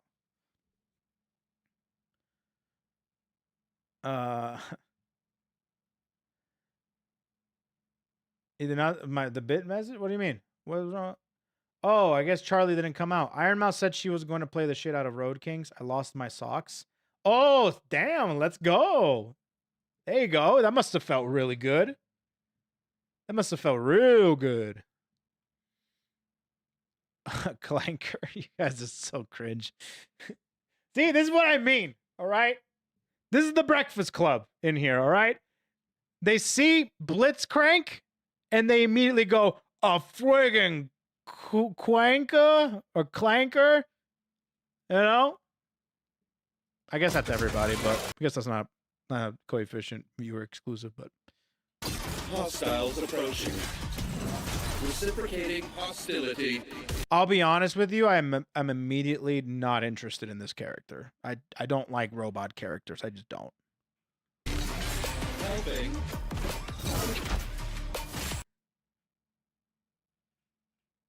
Are you serious?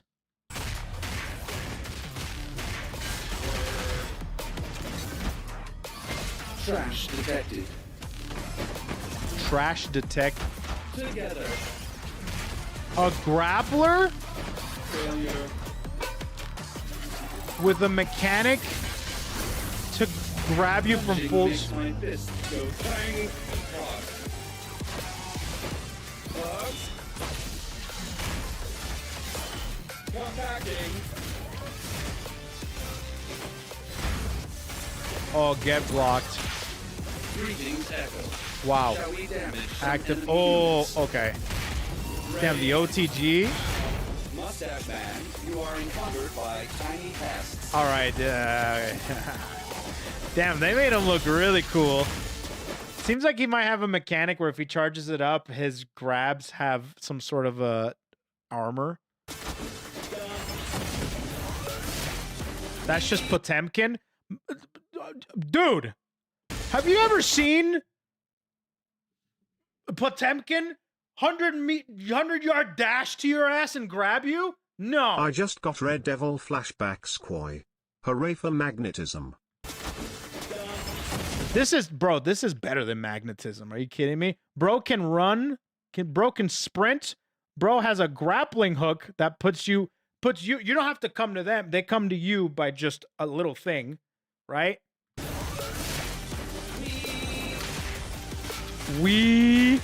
This is every grappler's wet drink. Dude, they gave him the Rash Wrecking Ball? No. That's gotta have... That triggered a lot of Killer Instinct players. That definitely triggered a lot of Killer Instinct players. Error. God damn. That's crazy, bro. Into the faces. What? What is a what? Huh? How many times? 1, 2, 3.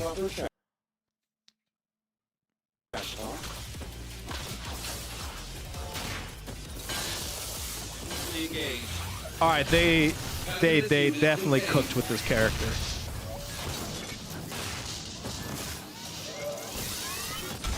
Oh, they definitely cooked, bro. You should change your settings to win.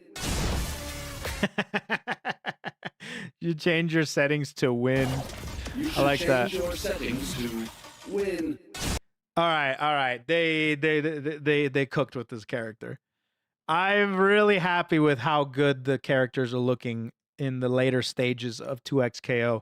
It really, I mean, I really hope that they put this amount of polish and finesse to a lot of the earlier characters, because I'm looking at this character and then I'm looking and remembering the, you know, the already existing ones like Ari and Darius and those characters. And I think they should, I hope that they polish them up as well.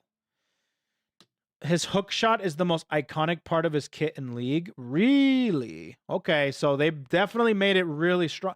I mean, the fact that he has a grappling hook and it hits you whether you block it or not, and if you block it, I don't know if he's plus on block. It looked like it.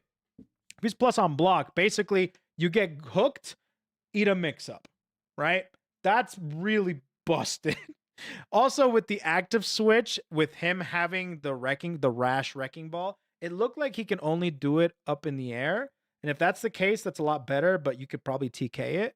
And that just can be a nightmare to deal with, to be honest. But I think he looks super cool. I think they cooked. They cooked. I can't believe they made a robot character enjoyable and fun and pretty appealing to play. So nice. Pretty cool for a clanker. Anyways, so that's Blitzkrieg. Or Blitzcrank, not Blitzkrieg. Blitzkrieg is something else. Blitzcrank. Cool.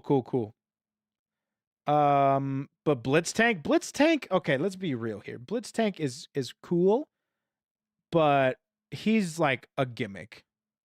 He's not actually like a sick ass character. He's a fucking gimmick, dude. Hold on, let me see this. Did you see the new Kirby Air Ride Direct and the new Mega Evolutions from the new Pokemon? No, I haven't. I haven't seen the new Kirby Air Riders. No. But let me see this. This is a guide.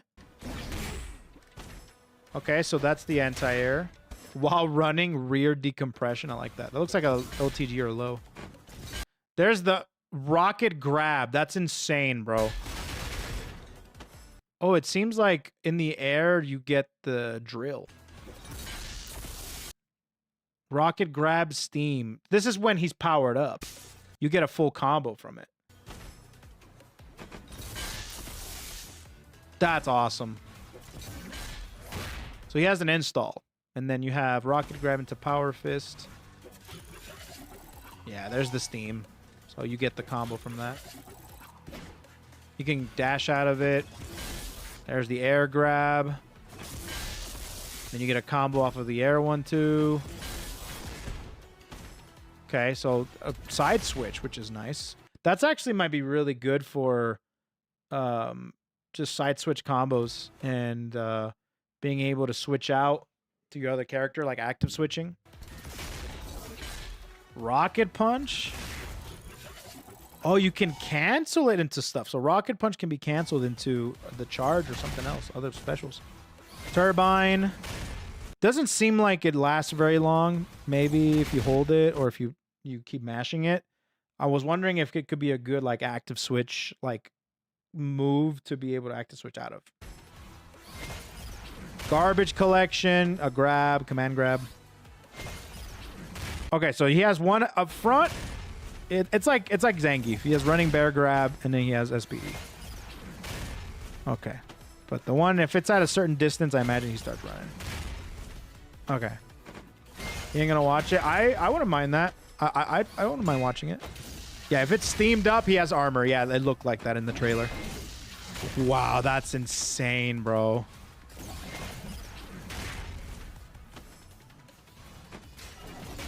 Yeah, Wrecking Ball's the air only. Can you TK it? I think we can TK it. Like really low to the ground. Probably not. They probably know about that shit. Because there's a bunch of Marvel players, so they definitely know. Whoa! What?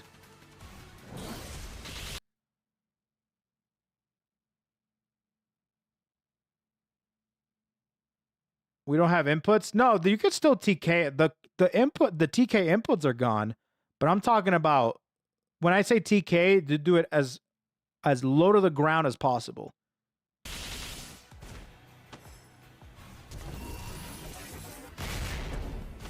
Helping hand, that's special 1. Super 2. It's pretty good. Ah, more. Okay. He doesn't need to watch. Just look up the images. I wouldn't mind watching it. Level 3, I imagine. That's a really cool level 3. Super cool. Wow. Wow. Cool. Good ass character. Well, that'll be fun. That'll be fun to play when he comes out, when the game comes out. It's coming out real soon, actually. Huh? It's actually coming out real soon. Okay, so where are the Pokemon? I want to see the Pokemon. Stardew Valley's getting a new update. Ooh. Next week? Next week? Damn it, dude. I really wanted to play some more FF14 and do a whole month dedicated to it. But it might just have to be like a couple weeks. Like 2 weeks. But I am going to be streaming a lot. Okay. Here you go. Thank you. Hawlucha and Machamp? Are this new Mega Evolution?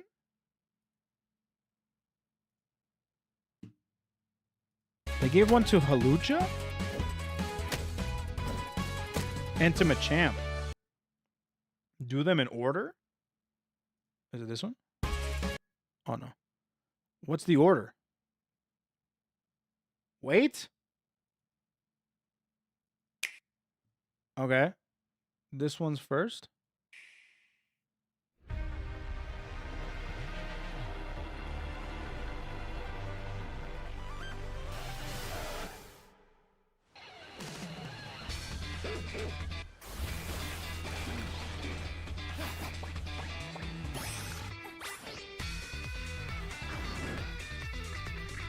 I haven't seen this actually.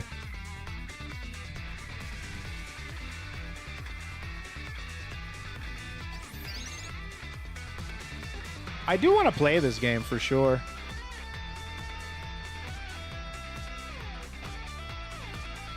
When Faith gets her master's degree, I'm buying her a Switch 2. And I'll use it for Pokemon.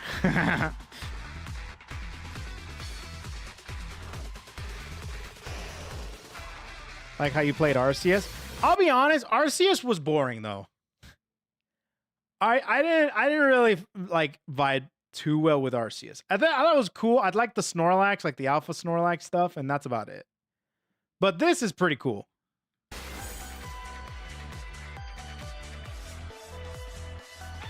Like I played Scarlet. We played Scarlet and Violet. That was fun.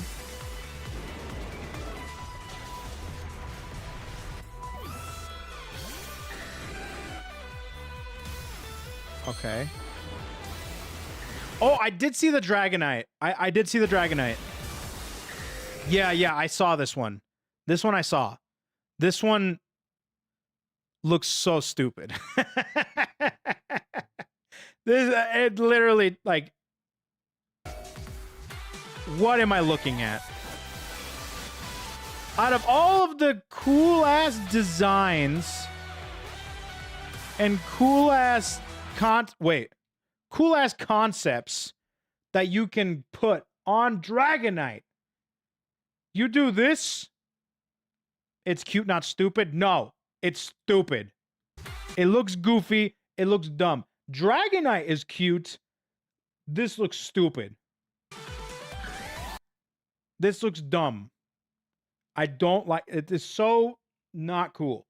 Dragonite is inherently, naturally a cute Pokemon. A cute dragon. They could have gone a different direction. They could have made him more menacing or add on to the cuteness, but not made him look stupid. You know?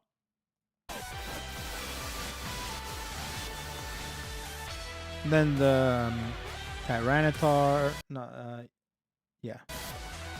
Caesar, Steelix, these are old. Lopunny. Are any of those newer? I know that Caesar and Steelix, those are old. Any of them there that are new? No, those all seem pretty familiar. Okay. Second one. Okay. There's another one. Okay, let me see this one. There's another Mega Evolution? Who's the one here? Let's see. A strange scent at night, so we're checking it out. You got permission, right? Yeah. Let's head in. Huh? What the hell is this? It's all melted. Something smells sweet. I'll get the door. Okay, what? Is this like Resident Evil? Anyone home? What the what? Sure is dark in here. Is this still Pokemon Legends? This is still Legends? It's locked. Wait, did that say Mega Victory Bell? Huh. Victory Bell, huh?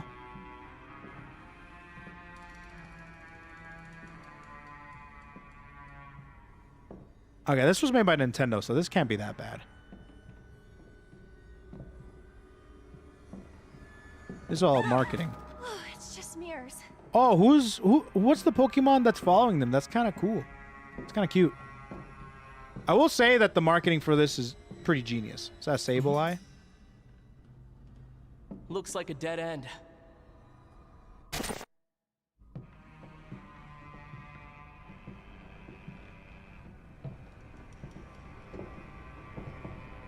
Want to head upstairs?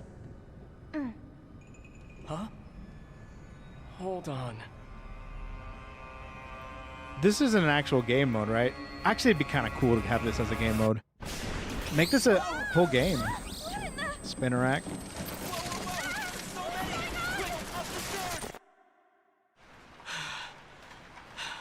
Bro, look at what they could do. That was scary. And the smell keeps This getting is the type of shit that's holding Nintendo back. Stop being so kid-friendly. Expand. Whoa! Hold on!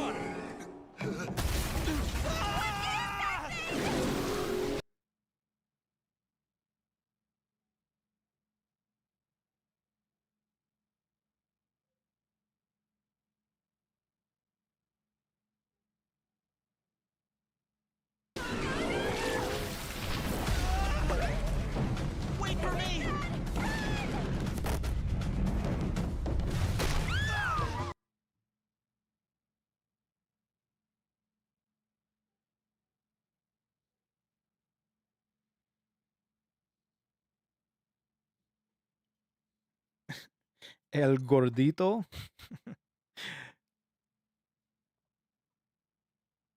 I just don't get what's going on at Game Freak.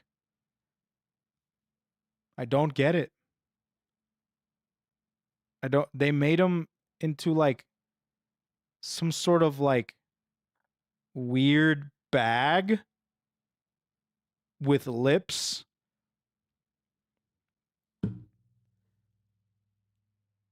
I will admit it looks funny as fuck.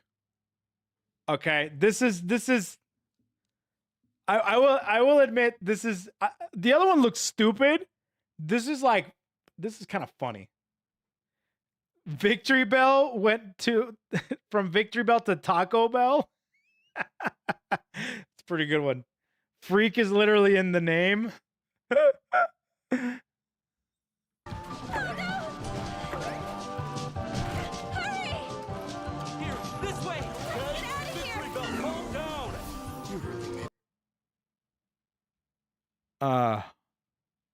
Mess of things.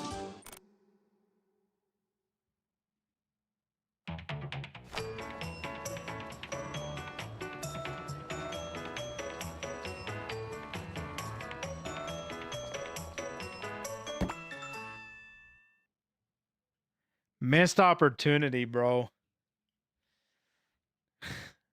Huh.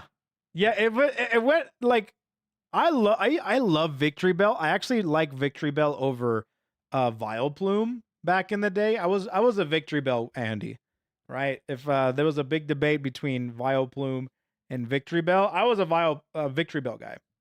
And I'm sorry, but this is yet another missed opportunity from Game Freak. But this just looks so it's stupid. Oh shit, dude. Watch the memes of the I don't even want to know the memes. I don't want to know it. It's a bag. It's a fat bag that has lips. I can't even imagine all the crazy fucked up shit that people are thinking of when they saw this thing. I don't know, man. Anyways, next. Okay, so this one's Holucha and Machamp. I pray to God that hopefully they save this line of mega evolutions that they're currently introducing. Please.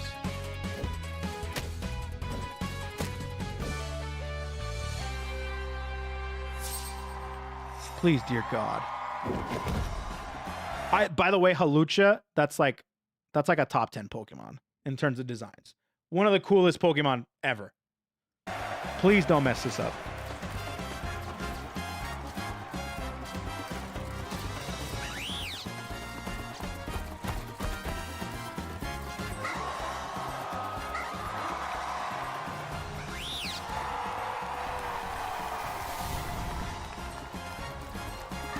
Come on, don't mess this up.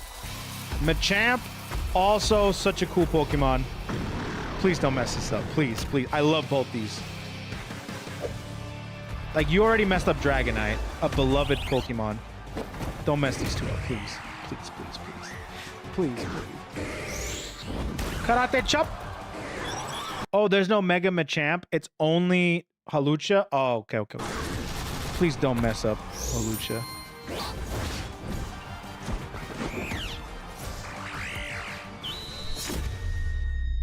That's sick.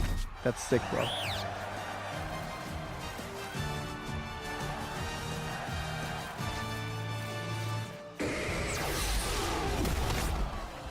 Damn. Damn.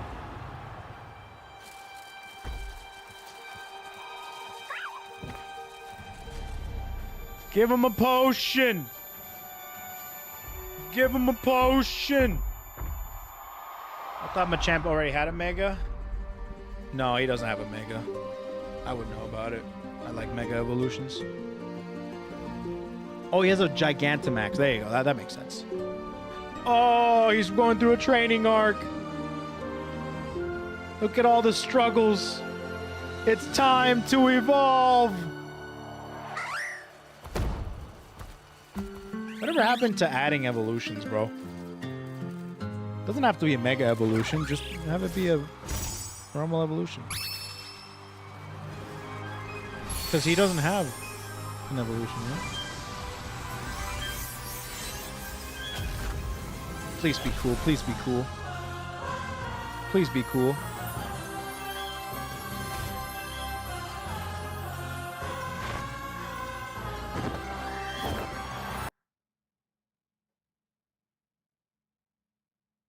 Okay. Okay. All right. Finally. A pretty cool evolution. That's actually pretty good. I think this one in particular is not amazing, but it's not bad.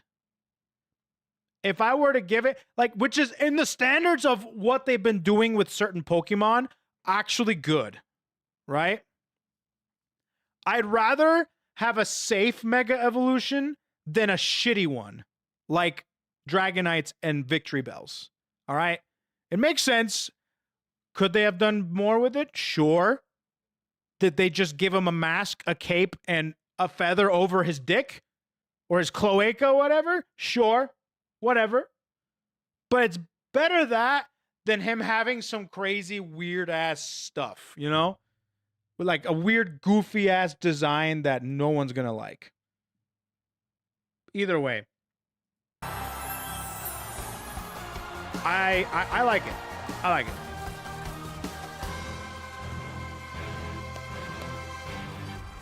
I like it. I think it fits. This animation is so sick, though. God damn. Can we get like actual some oats? Thanks for giving us up to Dragonite Sucks. Lol. Really weird question for Ko. Since Sonic Crossworlds is gonna have Hatsune Miku, are you interested? I'm more interested in Sonic than I am of Hatsune Miku. Hope that answers your question. Nice beard. Thanks. It's gone.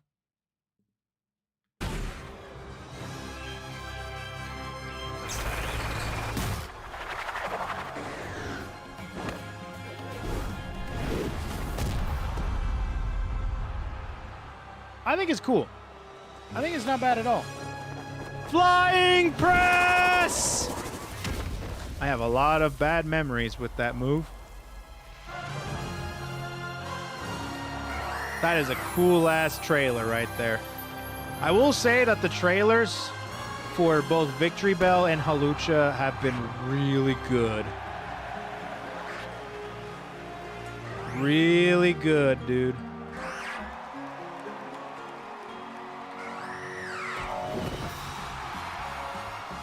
Hawlucha already had 118 speed and 92 attack. This thing is going to be terrifying with an extra 100 stat points. Is that a general Mega Evolution thing, or is that a unique Hawlucha Mega Evolution thing? They missed it. Could have given Hawlucha a cap and cargo shorts with the ability to go invisible. Koef sadness. All right. Omegas gain 100 base stat points. Okay, that makes sense.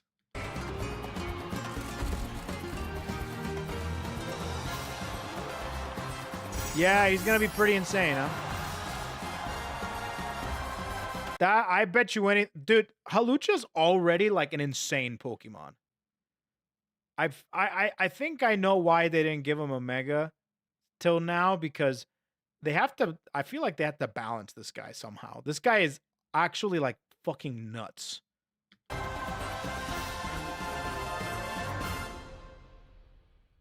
Wow. Cool. October 16th is when it comes out officially. Is that all of them so far? That was 5 days ago. Okay, cool. Nice. You guys said about Kirby Air Riders. Is Kirby Air Riders pretty good?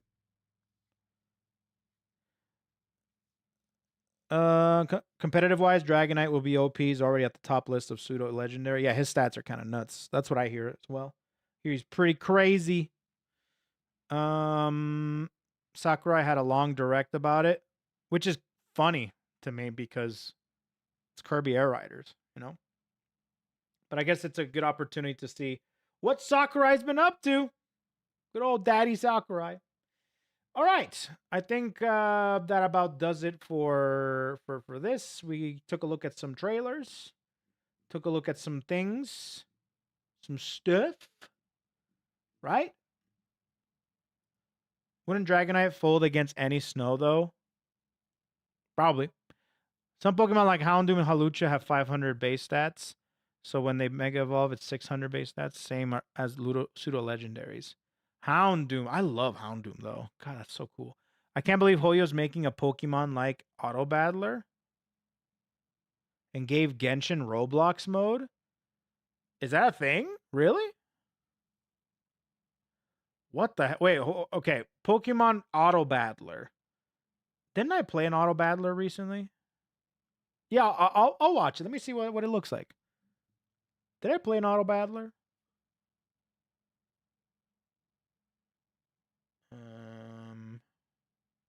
Maybe not.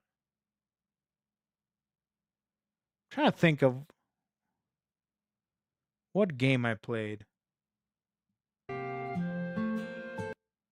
Okay, so this is Genshin. Wait, no. This is Honkai.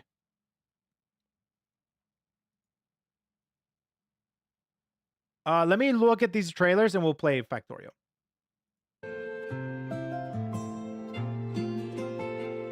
Are you in your office, Faith? Are you ready?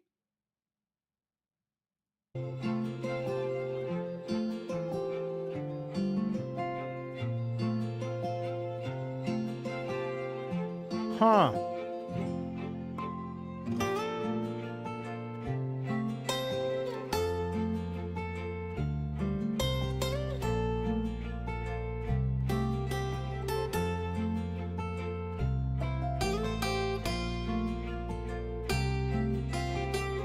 Okay, so are we like... So this is separate from Honkai Star Rail, right? This is like...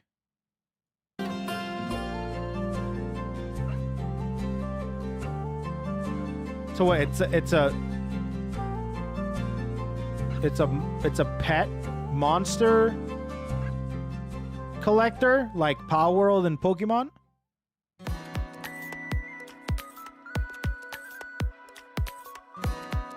Huh.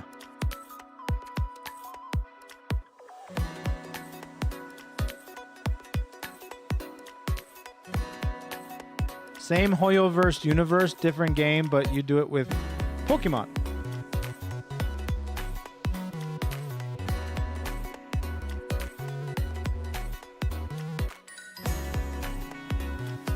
Dude,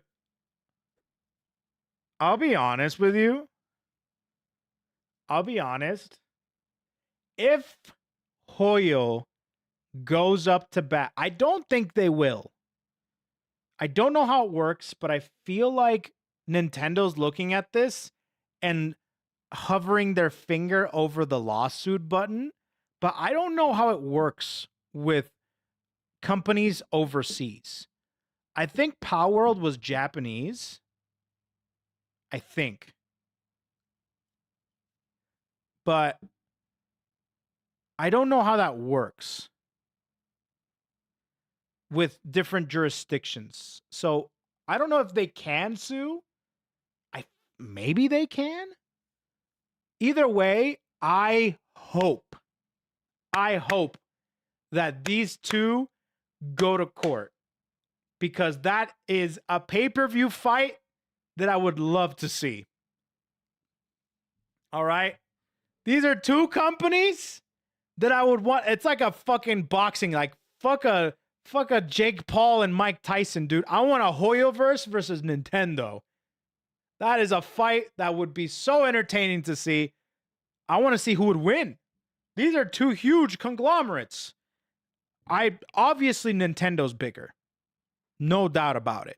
And I think they're just more, they're worth more money. Even though Hoyo is probably right next to Nintendo, I think Hoyo is the next company that people think about as being the most profitable and most biggest. So I would love to see these two kind of square up. I don't know. Maybe that's like very cynical of me, but I kind of like, ooh, I kind of want to do that, you know? Cash flow fund. So Hoyo has money because gotcha. Nintendo also has some gotchas and has some of those models, but their model, the way they make money is their merchandise. They have the biggest IP in the entire world in history, and it's not even close. Nobody has ever even touched Nintendo, Pokemon, right? Or just Pokemon in general. No one has even touched them when it comes to how much money they make from their IP. It's the most profitable IP ever in the world. There's not one IP that has even come close. So, these are two different companies making two different types of revenue. Obviously, Nintendo and or Pokemon is way bigger than Hoyo, I think.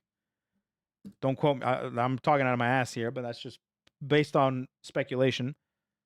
I would love to see these two go glove for glove, you know? I don't think Nintendo can do anything. A game that's super similar to Pokemon called Nexamon is made by a company in Canada and hasn't been touched at all. That's what I'm thinking too, because I think if it's made in Japan, they have to abide by Nintendo's rules.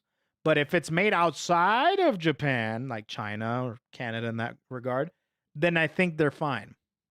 But still, I would love for this to blow up so much that people start having this as a household name over Pokemon. And then at that point, maybe Pokemon will do something about it. Nintendo will do something about it, you know? Either way, it's very interesting. Ooh, this is some tea that I kind of like. I kind of would like to happen. I don't like petty drama, but boy, do I love it when two huge companies get into it. Or when CEOs get ratted out as cheaters in Coldplay concerts. Oh, that shit gets me. That's the type of shit I want to see. It's a cute game. It looks cute.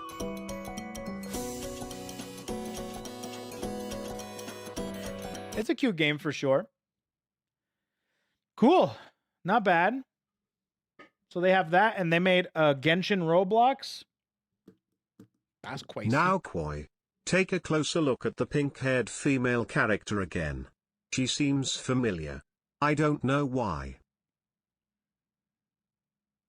Pink hair?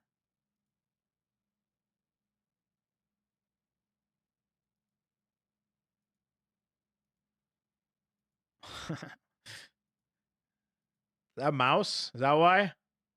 I'm pretty sure Mouse has this exact outfit. Dude, the horns and everything, huh? Pretty sure Mouse has his exact outfit. Horns, the hair. Wow, this looks exactly. Damn, did someone at Hoyo an Iron Mouse viewer? The hell? There's combat in this game? There's mini games. Bro, they got... okay. They got little mini games for the little pets.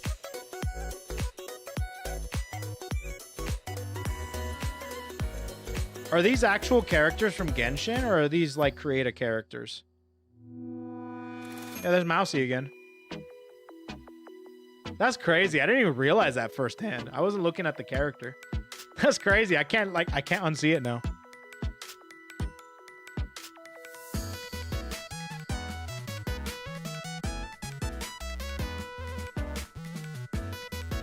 Oh, this is the auto battler you guys were talking about?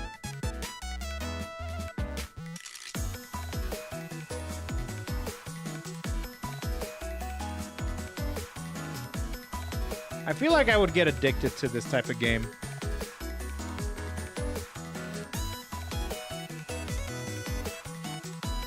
Crazy. That looks like that's Mouse. That's literally Mouse.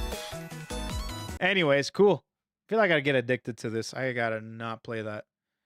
And then Roblox Genshin is something that I was not expecting at all.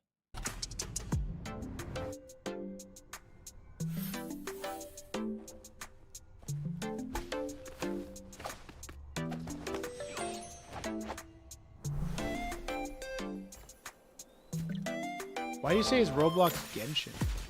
Genshin Roblox. Is it because it's a bunch of mini games?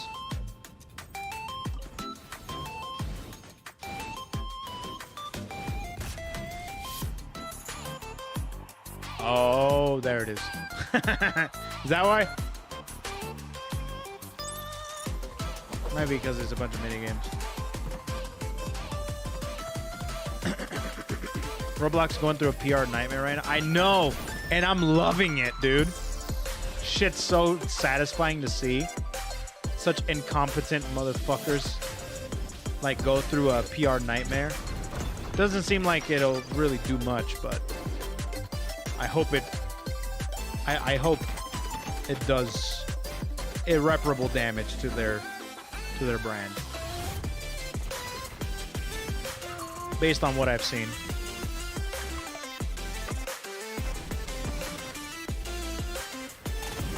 That's cool though. So is this also very separate? Seems like this is also, yeah, this is separate. Miliastra Wonderland. Interesting. Cool. Interesting games. That's for damn sure. Well, interesting news that have come out from 2XKO to Genshin and Pokemon. So pretty cool. Pretty cool yapping stream that we had. I'm going to go ahead and play some Roblox. I'm going to be ending the stream on YouTube to be able to start the stream on the Factorial stream. So if you guys want to hop on over from YouTube over there, then you most definitely can see that. We're going to continue playing Factorio, continue with the tutorial. Faith's going to be here. We're doing it exactly like what we did it last time. This is part 2 of it. This will probably be the last Factorial stream for sure. Nikkei Bunny event looks fun. I did see that. I saw that. Insane. Insane. Yeah, that's we're going to be doing that. We're going to be doing some Factorial. So I'm going to end the stream on YouTube. Nice Roblox stream. Thank God. I thought it was going to be Factorio. Did I say Roblox? I'm sorry. I didn't mean to say that. I'm not playing Roblox. I'm playing Factorio. Sorry to burst your bubble. Yeah. You should play the new Hololive game, Kylaverse Permascape. I heard or Pemascape. I heard about that. I might play some Hololive games eventually, like one of these days. Maybe I'll do it like after a stream or something. But okay, what's up, Nadal? I'm actually gonna end the stream on YouTube. I'm gonna be doing another waiting room. There's another waiting room for what we're doing next. So thanks everybody for tuning in on YouTube. Thanks for coming out for the yapping stream. I'll do more of these. Thanks again, guys.